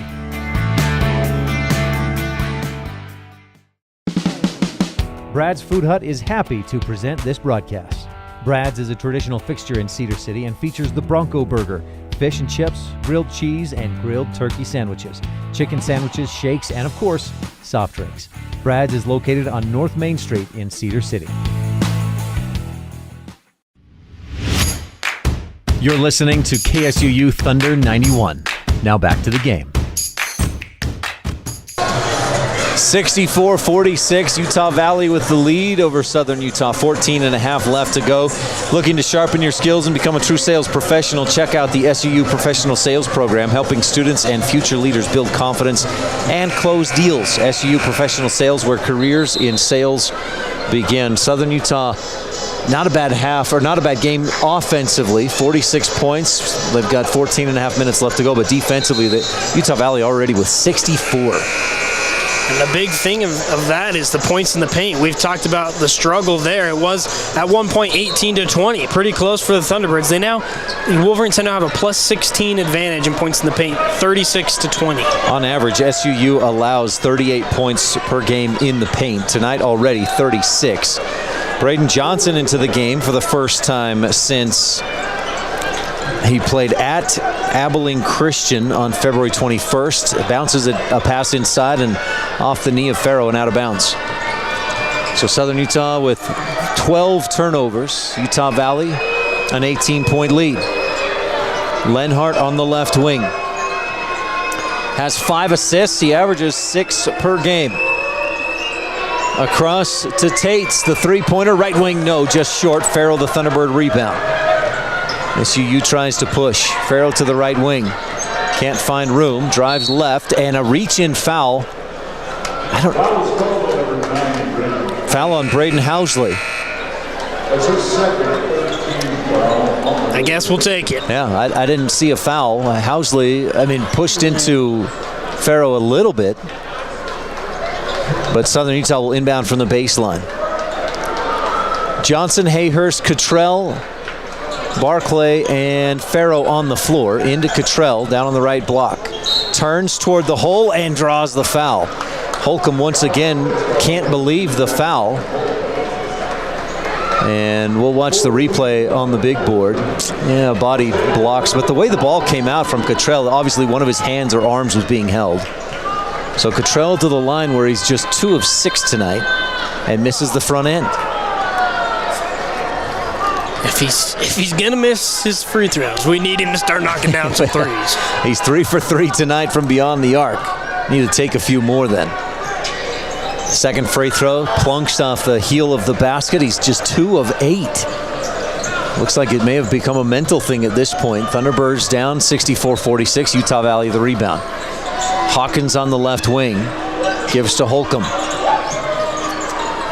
He'll find Lenhart. And then to Tates in the left baseline. Bounces in. Hawkins trying to back in on Cottrell. Does. Cottrell blocks it. Hawkins gets it right back and misses. Another offensive board misses that and draws the foul. Cottrell with a fantastic block on that first shot, but then couldn't recover. It should have been a travel because the ball never left his hand. Cottrell just stuffed him, as you see here. Right. He can't step again, can he? No, well, yeah, it arguably should be a jump ball on that block because it never left his hand. He can't jump. He's jumped twice with the ball in his hands. That's a travel. Hawkins misses too strong on the free throw. And Johnson checks back in. Dylan Jones back into the game for Southern Utah. Jones 5 points, 1 of 2 from three-point range. Hawkins hits the second free throw. And is 4 of 5 in the game from the charity stripe. Barclay at the top of the key. 13 minutes, 15 seconds left to go. 65-46, Southern Utah down by 19.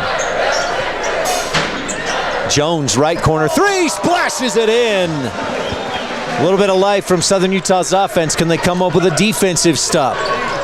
Inbound to Tates. Southern Utah on a full court press. Tates gets it away to Weatherspoon, and Holcomb, the long pass ahead to Hawkins, and they break the press.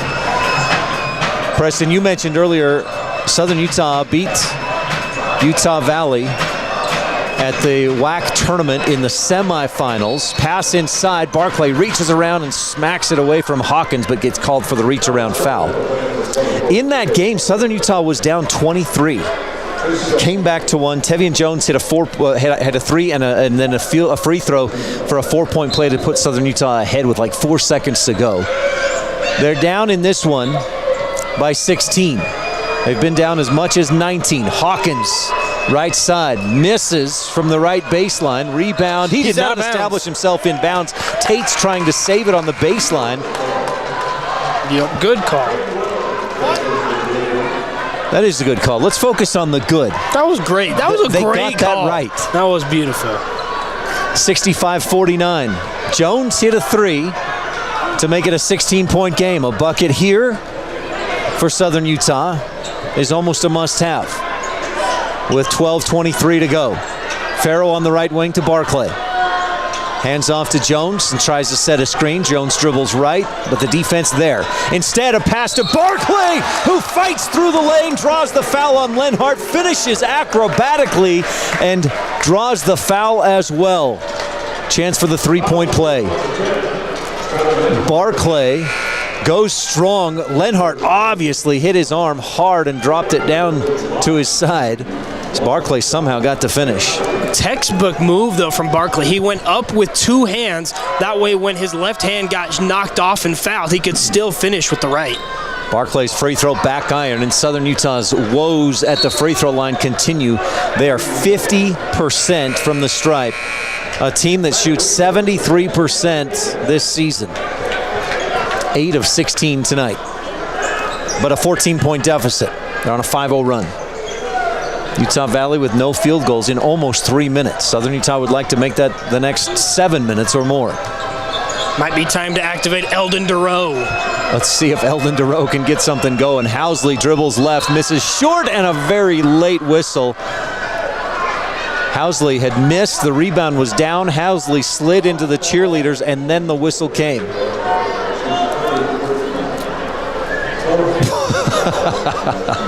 I'm laughing because I saw the replay and I don't see any foul. But Housley to the free throw line where he's just a 58% shooter. Utah Valley tonight hit its first 7 free throws, but they've missed a few. Housley swishes the first. The former T-Bird coming home. Utah Valley hit its first 7 free throws. They've hit just 3 of their last 6, make it 4 of their last 7. Housley swishes the second as well. 67-51, a 16-point deficit. Hayhurst on the right wing has not hit a 3 yet tonight. 10 of his last 13 from three-point range. Gets it from the right corner. No, short.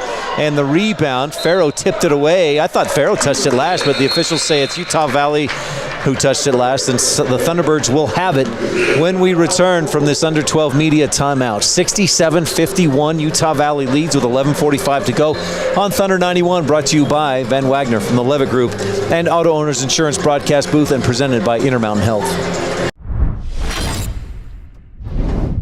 Brad's Food Hut is your go-to family-owned traditional fixture in Cedar City. Brad's has options for everyone with burgers, chicken sandwiches, fish and chips, soft drinks, shakes, and more. Want to grab your food on the go? You can call ahead and they'll have your order ready for you at 586-6358. That's 586-6358 for Brad's Food Hut at 546 North Main Street in Cedar City. Brad's Food Hut is proud to support our local athletes and students. Visit Cedar City Brian Head is thrilled to welcome you to Cedar City, your ultimate base camp for adventure and sports. As you enjoy the game, be sure to take a victory lap through everything our area has to offer. As the gateway to Bryce and Zion National Parks, you can explore our charming downtown, fuel up at incredible local restaurants, and stretch your legs on scenic trails at Kolob Canyons or Thunderbird Gardens. Let the games begin and let the fun continue in Cedar City, Utah. Go to visitcedarcity.com to plan your next trip. 67-51, Utah Valley with the lead, 11:45 left to play. When it comes to world-famous chicken strips, there's only one place. Preston, what is that place? That's got to be Ernie's. You are right. They're proudly local and proudly supporting SU Athletics. Ernie's is the go-to spot for a great meal. They've got all kinds of great sauces to put on your chicken and plus other great food. Drop in today and taste why everyone loves Ernie's chicken strips. Second chance points and offensive rebounds, a big difference, plus points off turnovers. 6 offensive rebounds here in half number 2 for the Wolverines, and then 7 second chance points to 0 for the Thunderbirds. And you look at the second half stats, and it's crazy because Wolverines haven't scored in almost about 3 minutes, and they're shooting 25% from the arc, and just not shooting incredibly well. The Thunderbirds shooting 60% from 3 and the arc and still trail. Utah Valley has attempted 8 shots more in this second half already than the Thunderbirds have, with 11:43 left. Burdick in the lane, works his way to the middle, skyhook right hand, got it. 67-53, Burdick with 10 on 5 for 5 from the floor. We need more of that. Full court pressure from Southern Utah, 67-53, SUU down 14. They've hit 4 of their last 5 field goals. Utah Valley, 3.5 minutes without a field goal. Lenhart lobs, and there's where you get a field goal. Isaac Hawkins with the flush on the alley-oop. Hawkins doesn't have to go very high for it. He's 6'10" and long arms. 69-53, back to a 16-point deficit with 11 minutes exactly left to go. Johnson, left corner. Barclay gets the 3 from the left corner.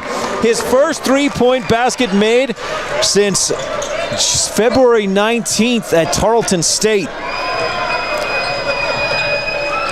Inside, Again, two defenders go for the block, and Lenhart or Weaver passes to Hawkins for the easy jam, two-handed flush. 71-56, Thunderbirds down 15. Hayhurst into the paint, fades away, free throw line short, may have been partially blocked, no. Air ball. Tell you what, Coach Jeter's got to go down to the weight room, grab a couple of 5-pound weights and put it in every single defender's shoes to keep them from jumping at every single pump fake. Utah Valley inside again to Hawkins, hops through the lane, good use of his pivot foot, misses the shot, rebound, Barclay has it out to Johnson. Southern Utah gets a much needed defensive stop. Johnson dribbles right, pick and roll with Burdick, lobs out to Duval, deep three, right wing, no, short front iron. Burdick gets the rebound for Southern Utah in the left corner, passes up toward the free throw line, and Housley called for a foul, pushing Duval out of the way to get the basketball. Housley says, hey, let's give a review of that. Let's watch it again. Probably both players pushing back and forth. Barclay knocked down the three again. Maybe we need to get the guys who haven't historically shot the ball well. Let's let it fly. Well, Barclay just a 12% three-point shooter on the season.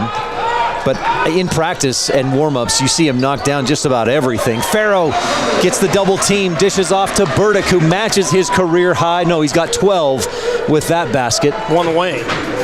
71-58. Southern Utah down by 13 with 9.5 to go. Looking for another defensive stop. Weaver at the top of the key. Left wing Housley, shot clock at 10. Hands off to Welling. They work it around. Lenhart, pick and roll, stops, bounces into the middle. Hawkins comes up with it, shoots. Cottrell swats it out of bounds as the shot clock expires. Southern Utah basketball. Finally, some life from defense from the Thunderbirds. Farrow and Cottrell both there with a chance to block the shot. Interesting, Southern Utah has outscored Utah Valley by just one, but it feels like they've climbed back in. Down 13, Cottrell on the left wing. Looking inside, Farrow posted up. He's got a mismatch with Housley. Spins Davis there on the double team, and back outside to Hayhurst. Duval gives again to Cottrell. Back to Duval on a pick and roll. He gives to Cottrell and slips through the lane, but the ball stripped away and Utah Valley has it. Housley dribbles left, pick and roll with Davis all the way to the baseline, then gives to Lenhart into the lane, up with the right hand, floats it up and in. He got right down inside, only about 3 feet away. Good movement. Cottrell has 5 turnovers now. 73-58. Duval in strong to Burdick across the lane. Burdick ball fake and then goes up with a one-handed flush. Burdick a new career high of 12. He's 7 for 7 from the free throw line. That's 14, I should say, points. And Southern Utah trails by 13, 73-60. Lenhart again, pick and roll with Davis, dribbles left. Good defense by Southern Utah. Duval there. Davis gets it, works strong, and blocked from behind by Cottrell, and a whistle from the far sideline official. And if that's Cottrell, that'll be his 4th personal foul. Shouldn't be on Cottrell. Is it Duval, his second? They got it on Cottrell. That's Cottrell's 4th. There's no now Duval had contact. Cottrell should not have had that foul. So Davis to the free throw line, hits the first. He's a 69% free throw shooter. Davis had a monster first half, and he's not been quite as efficient or active in the second half, but still 17 points, and he's 8 of 12 from the floor. Davis to make it a 15-point game from the free throw line, gets it to go. 2 for 2 from the line. Utah Valley, make it 13 of 17 from the free throw line tonight. Burdick to Barclay. Heat check, misses off the back iron from the right wing three-pointer. Davis the rebound, keeps it himself, dribbles right and misses. Burdick called for the foul, and he just turns to laugh as Davis slides out of bounds. He just dove and threw up a circus shot. I don't need to say anything. 75-60, Utah Valley with the lead. 7:48 left to go. Southern Utah needs a big push. Will they get it when we return on Thunder 91? Brought to you by Van Wagner from the Levitt Group and Auto Owners Insurance broadcast booth, and presented by Intermountain Health. Brad's Food Hut is your go-to family-owned traditional fixture in Cedar City. Brad's has options for everyone with burgers, chicken sandwiches, fish and chips, soft drinks, shakes, and more. Want to grab your food on the go? You can call ahead and they'll have your order ready for you at 586-6358. That's 586-6358 for Brad's Food Hut at 546 North Main Street in Cedar City. Brad's Food Hut is proud to support our local athletes and students. Visit Cedar City Brian Head is thrilled to welcome you to Cedar City, your ultimate base camp for adventure and sports. As you enjoy the game, be sure to take a victory lap through everything our area has to offer. As the gateway to Bryce and Zion National Parks, you can explore our charming downtown, fuel up at incredible local restaurants, and stretch your legs on scenic trails at Kolob Canyons or Thunderbird Gardens. Let the games begin and let the fun continue in Cedar City, Utah. Go to visitcedarcity.com to plan your next trip. 75-60 with 7:48 left to play. Utah Valley leads by 15 here at the America First Event Center. Craving sushi or ramen? Kabuto in Cedar City has you covered with fresh flavors and unbeatable student specials Monday through Friday from 11 until 3. That's right during lunchtime. Head in today. Kabuto, your go-to for sushi, ramen, and more. Stay tuned during the post-game show. We'll have your Rally Stop final score and your Bullock Drug player of the game, plus your Pioneer Floor play of the game. And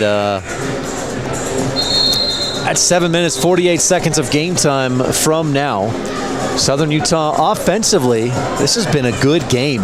They've just got to find some way to stop Utah Valley, and a big part of that, we've talked about it several times, is every ball fake. Southern Utah's going up to try and block, and then they're getting themselves out of position defensively. A little bit of foul trouble now for your bigs, which is not what you want. Cale Barclay's got 3. He's been playing terrific in the second half. Isaiah Cottrell has 4.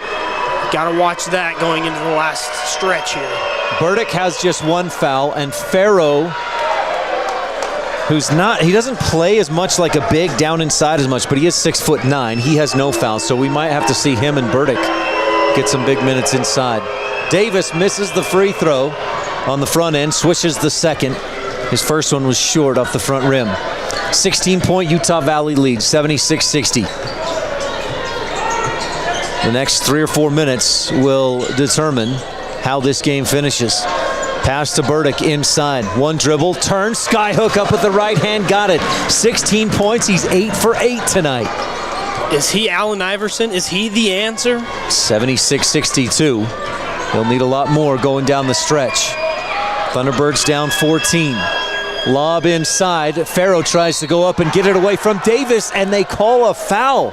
Davis with strong hands to pull it away from Farrow, who turned, and where is the foul on that? Farrow just didn't get the ball and turned away. Davis goes up and makes the shot, and then they blow the whistle. And Farrow didn't even attempt to play defense after he didn't get the steal. I am baffled by the officiating tonight. Davis free throw, swish. 79-62, Utah Valley up 16. Duval, Farrow, Burdick, Barclay, and Hayhurst, and then they whistle a nothing on the other end that will put Hayhurst at the free throw line. You're not going to believe this, Ryan. I was just about to say, we're due for a foul in Utah Valley, because guess what? We are right back and deadlocked here, 14-15 on the foul department. 17 fouls apiece. Hayhurst to shoot, 1-1. Swishes the front end. Hayhurst almost 50% from three-point range this season. 0 for 2 though tonight. 52% from the field and 86% from the free throw line. Gets both to go. 79-64. Southern Utah down 15. They need a push here with 7:13 left to play. Some full court pressure. They have forced just 4 turnovers tonight, and they won't force one on the full court pressure. Holcomb across the timeline, no trouble. Lenhart across to Welling. Holcomb inside to Davis, gets a step on the defense and goes up and under. Burdick frustrated that he was held off by Davis or something of that nature. Davis, 22 points tonight. 2 more matches a career high. Duval dribbles left, hesitates, then puts it on the burners and gets past the defense to lay it in with the right hand. 81-66. Davis from 3, right wing, short. Off the iron. He's a 35% three-point shooter, but Weatherspoon the offensive board, and Utah Valley gets a fresh shot clock. 6:20 left to go. 15-point Utah Valley lead. Davis to Welling. Fires inside. Duval steps in front, steals it. He's hit by Weatherspoon, and Duval has to flop to the floor to get the whistle. So don't be surprised. That's 18 fouls against Southern Utah, or against Utah Valley. So we'll see one against Southern Utah on the next possession. Duval heads to the free throw line. That's just the 3rd steal of the night for Southern Utah. Duval, a 62% free throw shooter. Coach Jeter talking with an official now, and my assumption is sharing his displeasure. Yeah, I mean, it's close there, but I would have thought about maybe a hair of a flagrant almost. I mean, that was a nice shove from Weatherspoon, and he just walked away like it was nothing, and the walk away almost makes it feel like it should have been upgraded, but it doesn't. And on a fast break, or potential fast break opportunity for Duval, who hits the first free throw, misses short on the second one. Farrell had the rebound. It was tipped away, and they got another call right. Tyler Weaver grabbed the ball, dove to the floor like he was protecting a fumble on the football field, and the officials call the travel. So SUU will inbound, and they throw it away. A lazy pass, easy takeaway by Tyler Weaver. 81-67, 14-point deficit, 6 minutes left to go. High screen by Davis. Lenhart dribbles right, then back to his left. Barclay defending Davis inside. Lenhart dribbles left wing, 10 seconds on the shot clock. To Holcomb, looks inside, spins on Duval to his right, lobs it up. Davis misses, rebound. No, it's out of bounds off of Utah Valley. Southern Utah ball.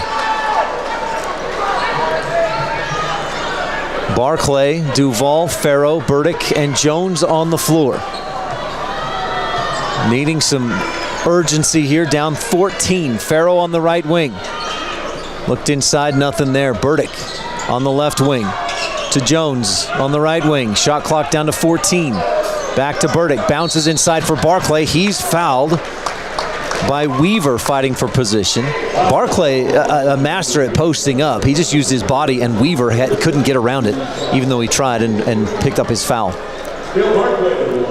3rd foul against Weaver. Barclay to the free throw line. A 66% free throw shooter, hits the front end with a swish. And Southern Utah trails by 13, 81-68. Second free throw on the way for Cale Barclay. And he swishes it. Barclay with 9 points tonight. His season high, 11 points. He's done that twice. Early in the season, both of them. Once against UTRGV. No, once against Arizona State. Lenhart to Holcomb. Dribbles in, bounces across the lane, looking for Davis. Off the foot of Burdick and rolls out of bounds. Utah Valley basketball with 10 on the shot clock. Not a kick because Burdick's foot was on the floor. 5:02 left to play. 81-69. Southern Utah down by 12. Weaver didn't want to be in the corner. The corner to pass this in. The official says, "Hey, son, get over here. You're inbounding from over here." Holcomb pushes off, spins through the lane and misses. He thought he was fouled. That looked like an offensive foul, if anything. Thunderbirds get the rebound. Duval to the left wing. Burdick, Barclay, right wing three, no short. Rebound, tipped out of bounds off of Utah Valley. Southern Utah ball in front of their bench. There's still time, Ryan. I mean, they got to start pushing the action, but 4 minutes is plenty of time to make a comeback. 12-point deficit. Inbound to Burdick, the top of the key. Couple dribbles and gives to Jones. Farrow on the left wing. Shot clock down near 10 as Farrow dribbles right, then backs up, crosses over, spins in the lane, fades and hits. Jaden Farrow with just 7 points tonight. That was only his 5th shot this evening, and it makes it a 10-point game. 81-71. Again, a little full court pressure, mostly just from Elijah Duval. Southern Utah in a man-to-man, no, a switching zone defense. Lenhart on the right side. Davis backing in on the defense, does not get the ball. Instead, they go to Holcomb on the left wing. Shot clock at 8. To Weaver on the right wing. Looking inside for Davis, sees the shot clock, takes the 3 and misses. Rebound tipped out, and Duval has it for Southern Utah. Down by 10 with just under 4 minutes to go. Can they complete the comeback? Burdick at the free throw line, and Barclay bumped by Weatherspoon, ends up on the floor. Weatherspoon, of course, can't believe he fouled somebody. And that takes us to the under 4 media timeout. Southern Utah will have it with free throws when we return. Down by 10, 81-71 on Thunder 91, brought to you by the Levitt Group, or brought to you by Van Wagner from the Levitt Group and Auto Owners Insurance broadcast booth, and presented by Intermountain Health.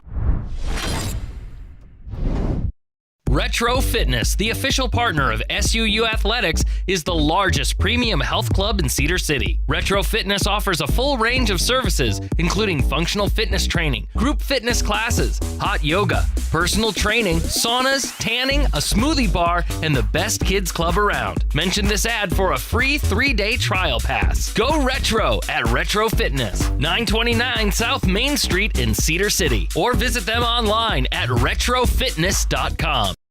In our 150th year of service, everywhere you look, Zions Bank people are ready to work hard for you. We're here and ready to go. Wherever you are, we're right there with you. We will help make it simple and easier. We have all the big bank services delivered locally. Isn't it time to see how 150 years of experience can work for you? Zions Bank. We are here to help right now. We want to serve you. Now more than ever, Zions Bank is for you. 81-71, the Thunderbirds have climbed to within 10 with 3:47 to go. Can they complete the comeback? Firehouse Subs is proud to support our local first responders and proud to be a sponsor of SUU Athletics. Stop by today for a hook and ladder sub piled high and served hot. Firehouse Subs. Enjoy more subs, save more lives. Thunderbirds trailed by as much as 19, but they're out shooting Utah Valley 60 to 53%. However, Utah Valley has attempted 15 more shots because of turnovers and offensive rebounds. What I love right now, Ryan, is I'm seeing the 2 freshmen out on the floor for the Thunderbirds giving 110,000%. Barclay misses short on the front end from the free throw line. That would have made it a single-digit deficit. He still can do that with his second free throw. Barclay tonight, 9 points, looking to make it 10, and he does with a swish. 8-0 run in the last 3 minutes for the Thunderbirds. SUU needs to keep that going. Cottrell, Farrow, Hayhurst, Duval, and Barclay on the floor. Cottrell has 11 points, but 4 fouls. He's 3 for 3 from three-point range. Lenhart with Duval out high on him. 3.5 left to play. Davis sets a screen. Lenhart dribbles right. Weatherspoon, deep 3, misses short. Rebound Cottrell of Southern Utah. Weatherspoon, that was from about 30 feet out, and he missed it short. Into Farrow. Backs in on Weatherspoon. Pivots to his right. A lot of contact. Pass off to Barclay. Shot clock at 15 as Duval dribbles right. Gets it to Cottrell on the left wing. And back to Duval. Housley all over Duval. A lot of hands. Duval dribbles right. Pulls up, three-pointer 3 from the right wing as time expires on the shot clock. Misses short. And Davis the rebound. Thunderbirds needed that bucket with 2:45 to go and down by 9. Housley, or Lenhart rather, holds it on the logo, then puts the dribble in play. Dribbles right. Pick and roll. Hayhurst battling with Davis, and Hayhurst will be called for the foul. Davis had an elbow on Hayhurst's face, and Hayhurst was trying to fight through that. It is a foul on the defense. Good call. And Davis will go to the free throw line where he's 4 of 5 tonight. stops the clock at 2 minutes, 30 seconds left to play, and Utah Valley up 9. Student section makes some noise. They got cheese curds already earlier tonight. Davis hits the first free throw. He's a 69% free throw shooter tonight, 5 of 6.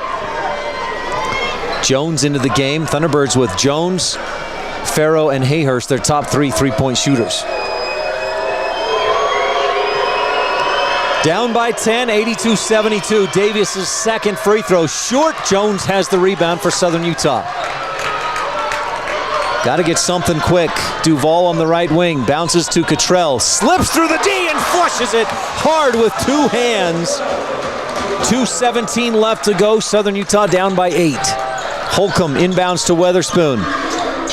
Thunderbirds double teamed. He gets it off to Housley up across the timeline, and the sophomore pushes to the perimeter and then backs it out. 2 minutes left to go. An 8-point Utah Valley lead. Thunderbirds need a stop here. Lenhart with Hayhurst defending. Shot clock at 8. Lenhart dribbles to his right, bounces in to Davis. One dribble, ball fake, and a flush. Easy jam, and we've seen it all night, Preston. Stay on the ground. Pick and roll. Again, Cottrell to the hole, and he almost attacks Weatherspoon instead of attacking the basket, trying to draw the foul. Stops the clock at 1:37, and Cottrell heads to the line, where he has been not good tonight, 2 of 8. Weatherspoon picks up his 4th personal. Housley has 4 as well. With 1:37 to go, Thunderbirds trail by 10, and Cottrell is at the line. SUU just 56% from the free throw line tonight. Cottrell hits the first. Housley's played 31 minutes, second most on the team tonight. 4 personal fouls and 2 points. That's got to be one of the worst plus minuses I've ever seen. He has not attempted a field goal. He's 2 for 2 from the free throw line, and 0 for 0 shooting. Cottrell's second free throw rattles in as well. And so he goes from 2 for 8 to 4 of 10, still just 40% shooting, and checks out defensively. He has 4 fouls, so Coach Jeter trying to keep him available. Again, full court pressure. Utah Valley breaks it easily. Do they attempt a foul here to stop the clock? So far, no. Down by 8, 84-76 with 1:25 to go. Duval out high on Lenhart. Gives him a little space so he doesn't get burned.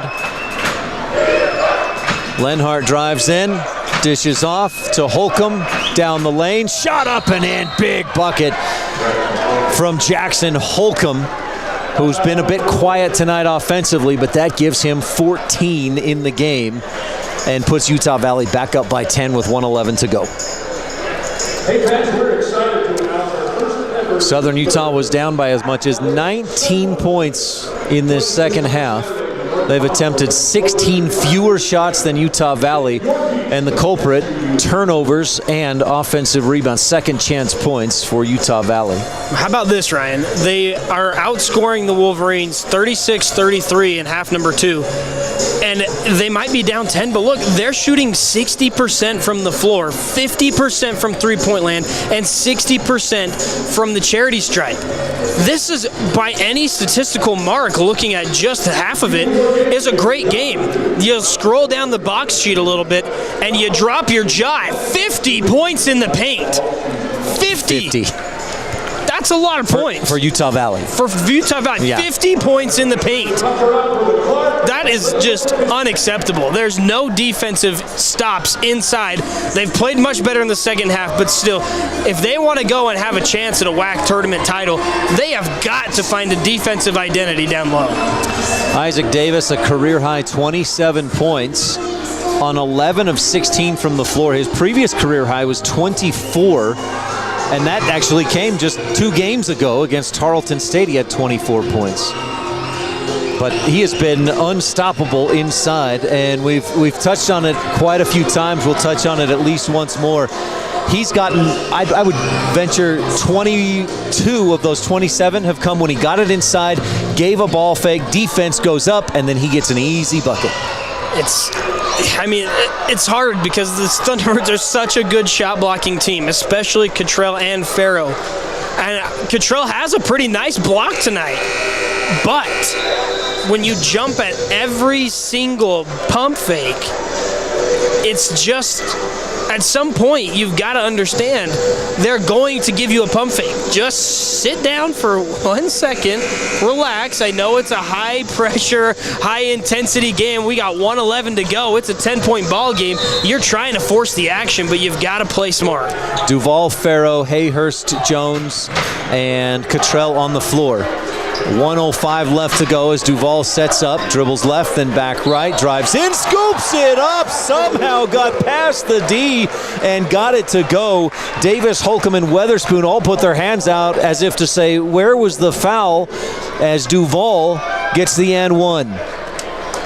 Duval was parallel with the floor when he made that shot.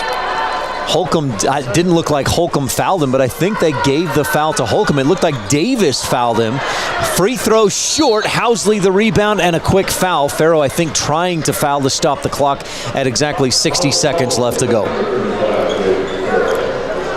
An 8-point deficit, and Housley, probably a good foul, or at least statistically looks like a good foul. He's only a 58% free throw shooter, but so far 2 for 2 tonight. He's probably attempted 20,000 free throws on that rim in his, maybe not that many, but a lot, right? Yeah. In practice as a Thunderbird. He misses the front end, and Farrow has the Thunderbird rebound. I stayed long nights with that man at the charity stripe. It obviously didn't work. Jones to Duval, trying to attack to the free throw line. Starts left and goes back right. Cut off, circles around, drives in, stops, up off the glass, got it to go. Duval with the bucket, and it's a 6-point deficit into Weatherspoon. Thunderbirds choose not to foul. Housley across to Lenhart, bounces in. Davis fouled by Cottrell, his 5th, but he stopped Davis from getting a bucket at all. Cottrell knocked the ball loose.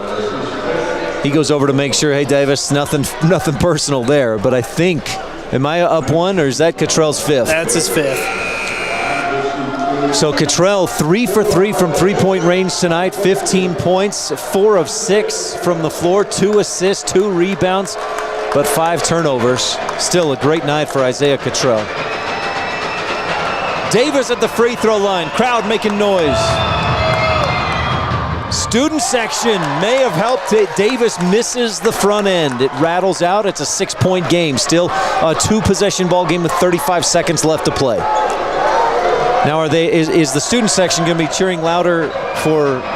Oh, they already got cheese curds. So we know the cheer here, the noise, is to help the team. But Davis hits the free throw. 7-point, 3-possession ball game.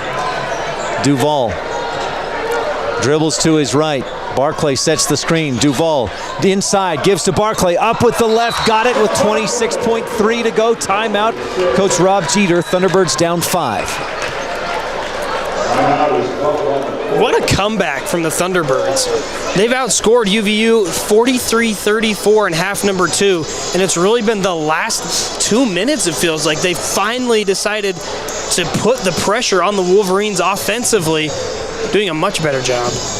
Thunderbirds have not led in this game. We've been tied a total of 53 seconds. Other than that, Utah Valley has led for almost all of the rest of that 40 minutes.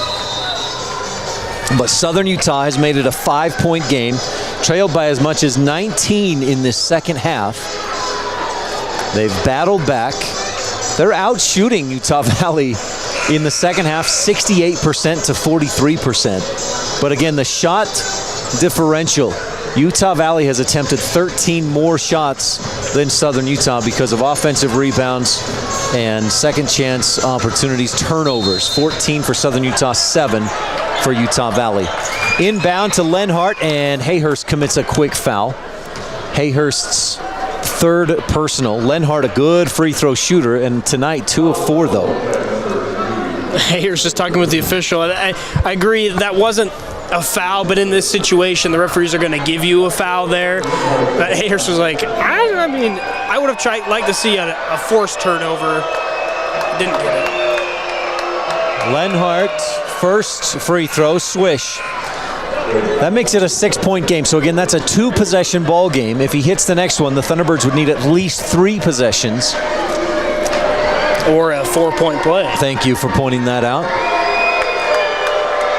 Hayhurst 0 for 2 from 3-point range tonight. Lenhart second, a swish. Big free throws from the junior. Quick inbound to Duval, dribbles up across the timeline, and Coach Jeter takes a timeout with 24 seconds to go. Utah Valley up by 7, 89-82.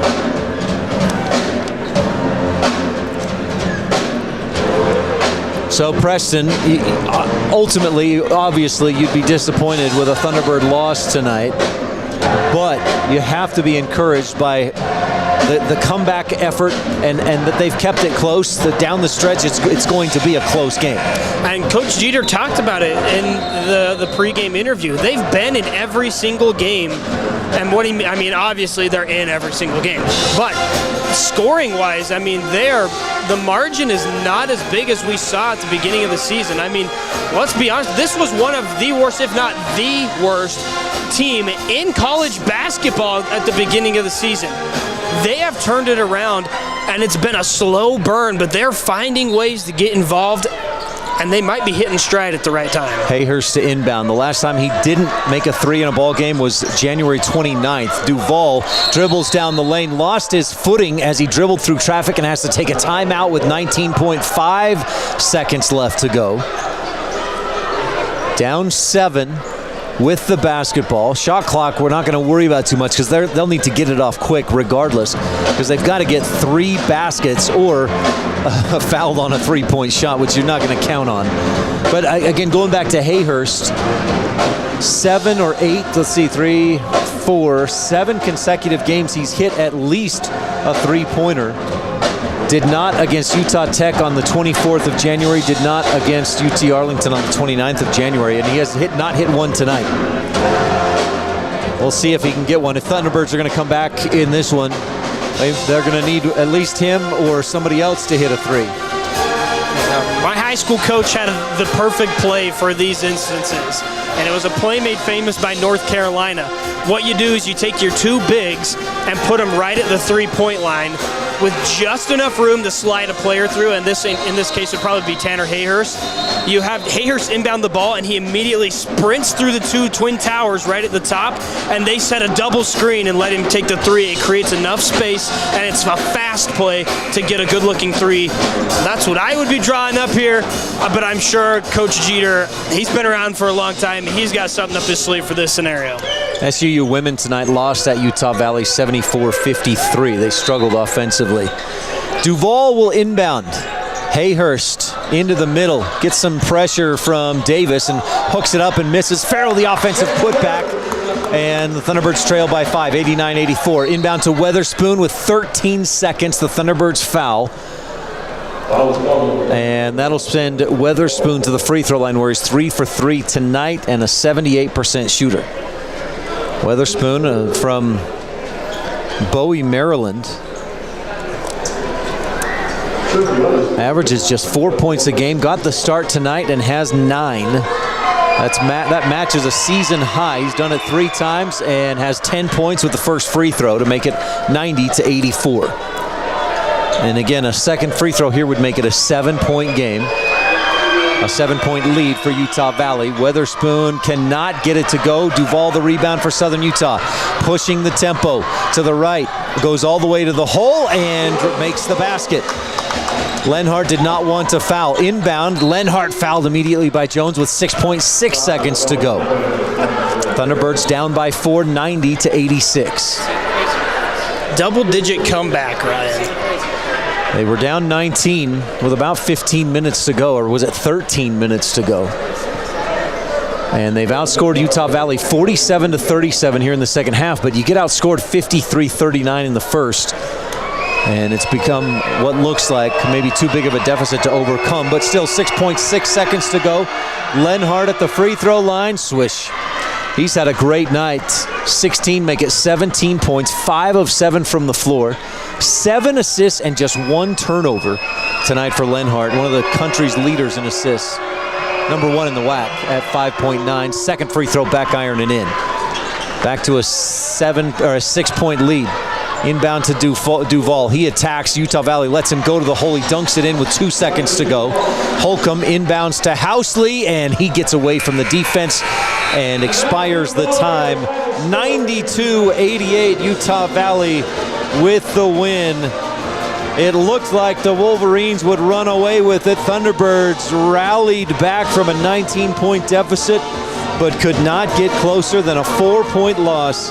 92-88, your final score from the America First Event Center. We'll have your post-game show brought to you by Cafe Sabor when we return on Thunder 91, brought to you by Van Wagner from the Levitt Group and Auto Owners Insurance broadcast booth, and presented by Intermountain Health.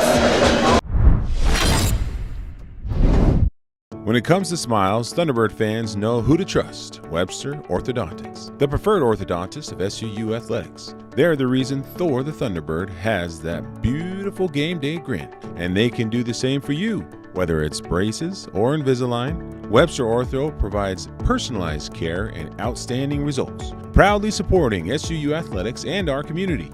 Visit WebsterSmiles.com today to schedule your consultation. Webster Orthodontics. Show off that Thunderbird smile. Ernie's is more than just a gas stop. It's your one-stop spot for fuel, fresh food, and friendly service. With locations across southern Utah, including one right here in Cedar City, Ernie's makes it easy to fill up and fuel up. Don't forget, Ernie's is home of the world-famous chicken strips, a local favorite that keeps fans coming back. Proudly supporting SUU Athletics and proudly serving our community. Stop by Ernie's in Cedar City today. Launch your career with SUU's professional sales program. Stand out in today's job market with hands-on experience and real-world results. Learn to sell yourself, your ideas, and your business. Master sales, management, and entrepreneurship. Connect with industry leaders through competitions, networking, and internships. Land high-paying careers after graduation. Whether starting your own business or climbing the corporate ladder, sales skills are your secret weapon. Partner with SUU. Hire the best. Be the best on campus at Southern Utah University. Southern Utah University football fans, this one's for you. With 3 convenient Iron County locations and over 20,000 5-star reviews, Burt Brothers is your hometown team for auto care. From unbeatable tire deals to trusted service packages, we've got you covered start to finish. Because at Burt Brothers, there's only one promise: we do it better. Burt Brothers does it better.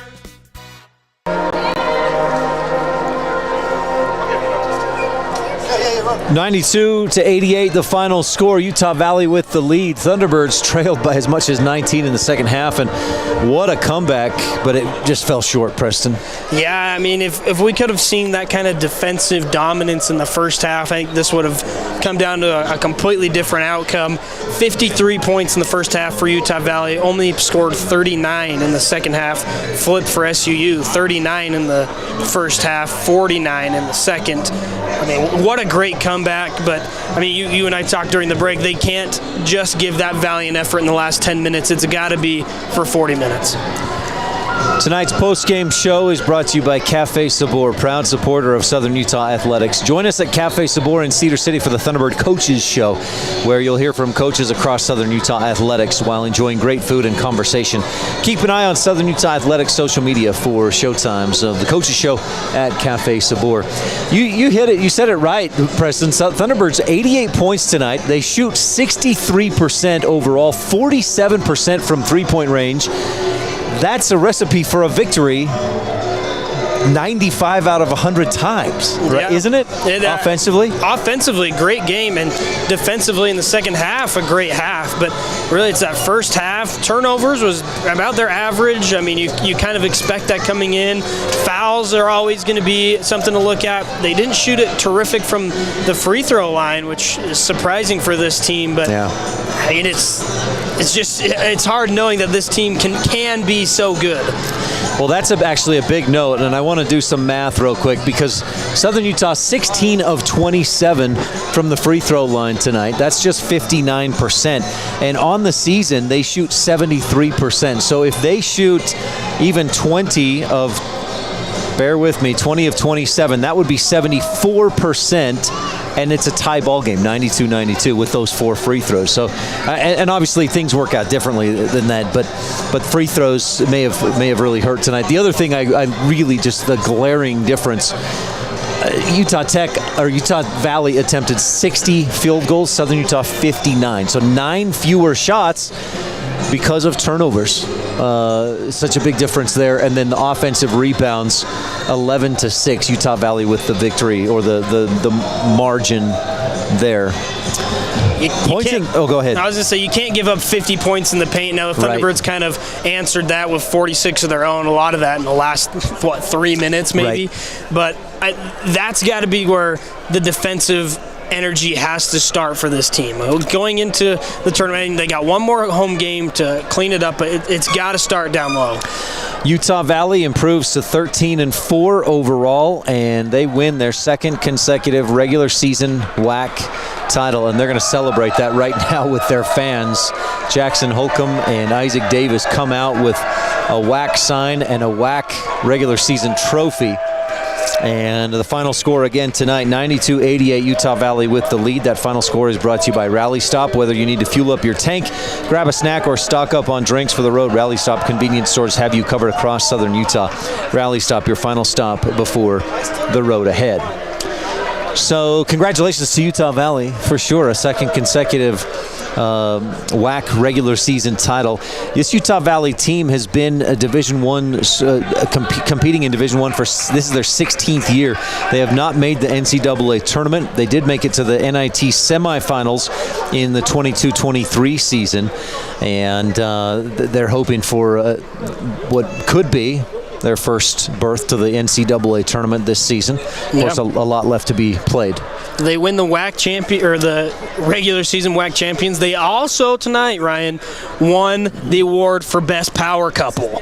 Right? Trexton Holhart had 32 points, 13 rebounds, and 9 assists. Great showing from them. Other side for the Thunderbirds, Eldon Duro put up 29, 8, and 5. So they get the WAC championship regular season and the power couple award. I don't know how much they care about that, but I think it's cool.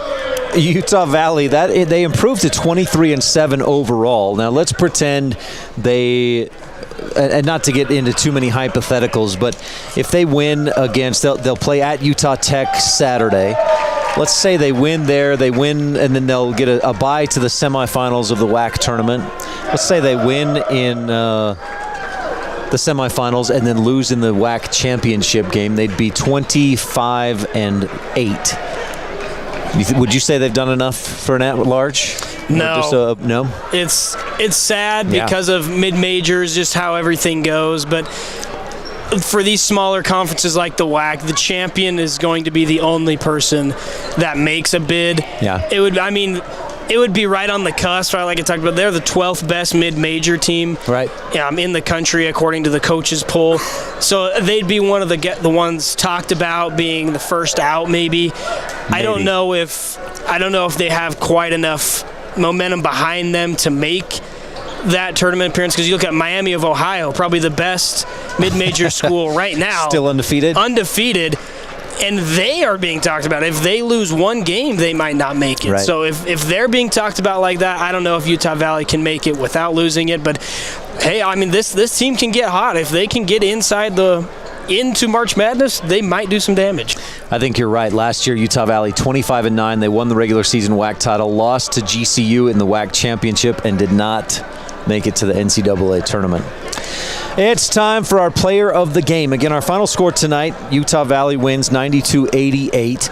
Player of the game is sponsored by Bullock Drug. More than just a pharmacy, Bullock's is your downtown stop for handcrafted sodas, old-fashioned candy, and all your prescription needs. Bullock Drug, a Cedar City tradition and proud partner of SUU Athletics. Now, we're biased. We always give the player of the game to Southern Utah Thunderbird. Isaac Davis had 28 points tonight and 11 of 16 from the floor. We're not giving him the play of the game. I just want to note he was fantastic tonight and a bully inside, a big part of that 50 points in the paint for Utah Valley. But let's look at Southern Utah. Who's your player of the game? You got 4 in double figures. Kai Burdick was a beast and super efficient. Duval, 20 points. Cottrell, 3 for 3 from three-point range. Barclay also in double figures with 12 points, 4 rebounds. Yeah, lots of really good performances, and Duval led the team in scoring with 20, but I'm going to give it to the big man. My man, Kai Burdick, 16 points, but he was perfect from the floor, 8 for 8. He had a nice lob inside. He just was effective inside, and he's getting better and better and better. And if he can continue to be better, this team might upset some people and turn some heads in the WAC tournament. Burdick came in shooting 62% from the floor, and he goes 8 for 8 tonight. As you mentioned, 4 rebounds, also had 1 assist and 16 points, a new career high for the 7-foot sniper, the Rain Man. The Rain Man. Kai Burdick. That's your player of the game, brought to you by Bullock Drug. Now, we mentioned 4 different Thunderbirds in double figures. Jaden Farrow did not score in double figures for the first time in a while. Still had 9 points, but just only attempted 6 shots. They cued in on him. They cued in on Hayhurst. Jones was a non-factor. I mean, it was the guys that, Duval had his usual game, but it's the guys that haven't been as deadly for the Thunderbirds that came up big. That's Cottrell, who shot perfect from the three-point line, 3 of 3. It was Kai Burdick with 16, and it was Cale Barclay with 12. That really sparked this Thunderbird team. Barclay had not even attempted a shot in 2 straight games. Tonight he goes 4 for 7, 12 points, 4 rebounds, 3 assists. He was called upon because Cottrell got in foul trouble, and Barclay answered in a big way tonight for Southern Utah. Time now for our Pioneer Floor Coverings play of the game. Pioneer Floor Coverings and Design Center, just like SUU, Pioneer is built on quality and performance. Visit their Sage Drive location in Cedar City for incredible flooring, unique design options, and unbeatable service. Pioneer Floor Coverings, proud to cover every step of your home. A lot of great plays. Thunderbirds that we could probably pick out of 5 or 10 different plays down the stretch as they cut into. They were down by 19, made it a 4-point deficit by the end, 92-88, again our final score. But I think I have one play of the game that is in the first half. Are we on the same page? Yeah, we definitely are. I mean, a lot came to mind. There's some big blocks, big dunks, but it's the Kai Burdick lob dunk from Tanner Hayhurst that is going to win the play of the game. That was with about 8 minutes and 40 seconds left in the first half. Hayhurst was dribbling left. Burdick cut toward the hoop. Hayhurst saw him cutting from about the free throw line, lobbed it in, and Burdick went up high and flushed it down. It was a 6-point game after that basket from Burdick, made it 28-22. The Thunderbirds trailed at that point. They did not lead at all in this game. Tied the score a couple different times. It was tied for 53 seconds, and the other 39 minutes and 7 seconds, Utah Valley led tonight. But that is your Pioneer Floor Coverings play of the game, the lob from Hayhurst to Burdick. And again, Burdick tonight finishes with 16 points on 8 of 8 shooting, 4 rebounds. Hayhurst goes for 8 points, had 2 assists, but just 1 of 7 shooting and 0 for 2 from three-point range. So Southern Utah drops on the season to 10-20, just 6-11 in WAC play with 1 more game to go, and it's against California Baptist, who they've lost to twice this season. At California Baptist, they lost 58-55, and at home, they were dominated 83-66 just a couple weeks ago. And they'll look to turn the tide against California Baptist as they wrap up the regular season Saturday night, hosting the Lancers here at the America First Event Center and here on Thunder 91. Preston, we saw the Thunderbirds, they fell behind big. They battled back. You love the effort. You'd love to see, rather than falling behind by 19, just keep that effort up for the full 40 minutes. And then when you allow 92 points, that makes it tough to win. Yeah, I mean, last Saturday I said, watch out, WAC. That's my one word to describe this team. And I still believe that, Ryan. I still believe in this team. I still believe the Thunderbirds can make some waves in Las Vegas. Anything can happen. Anything's possible, right? But I believe in this team. This was a tale of two halves, and I really think they're going to change a lot of things and get a lot more production in Las Vegas.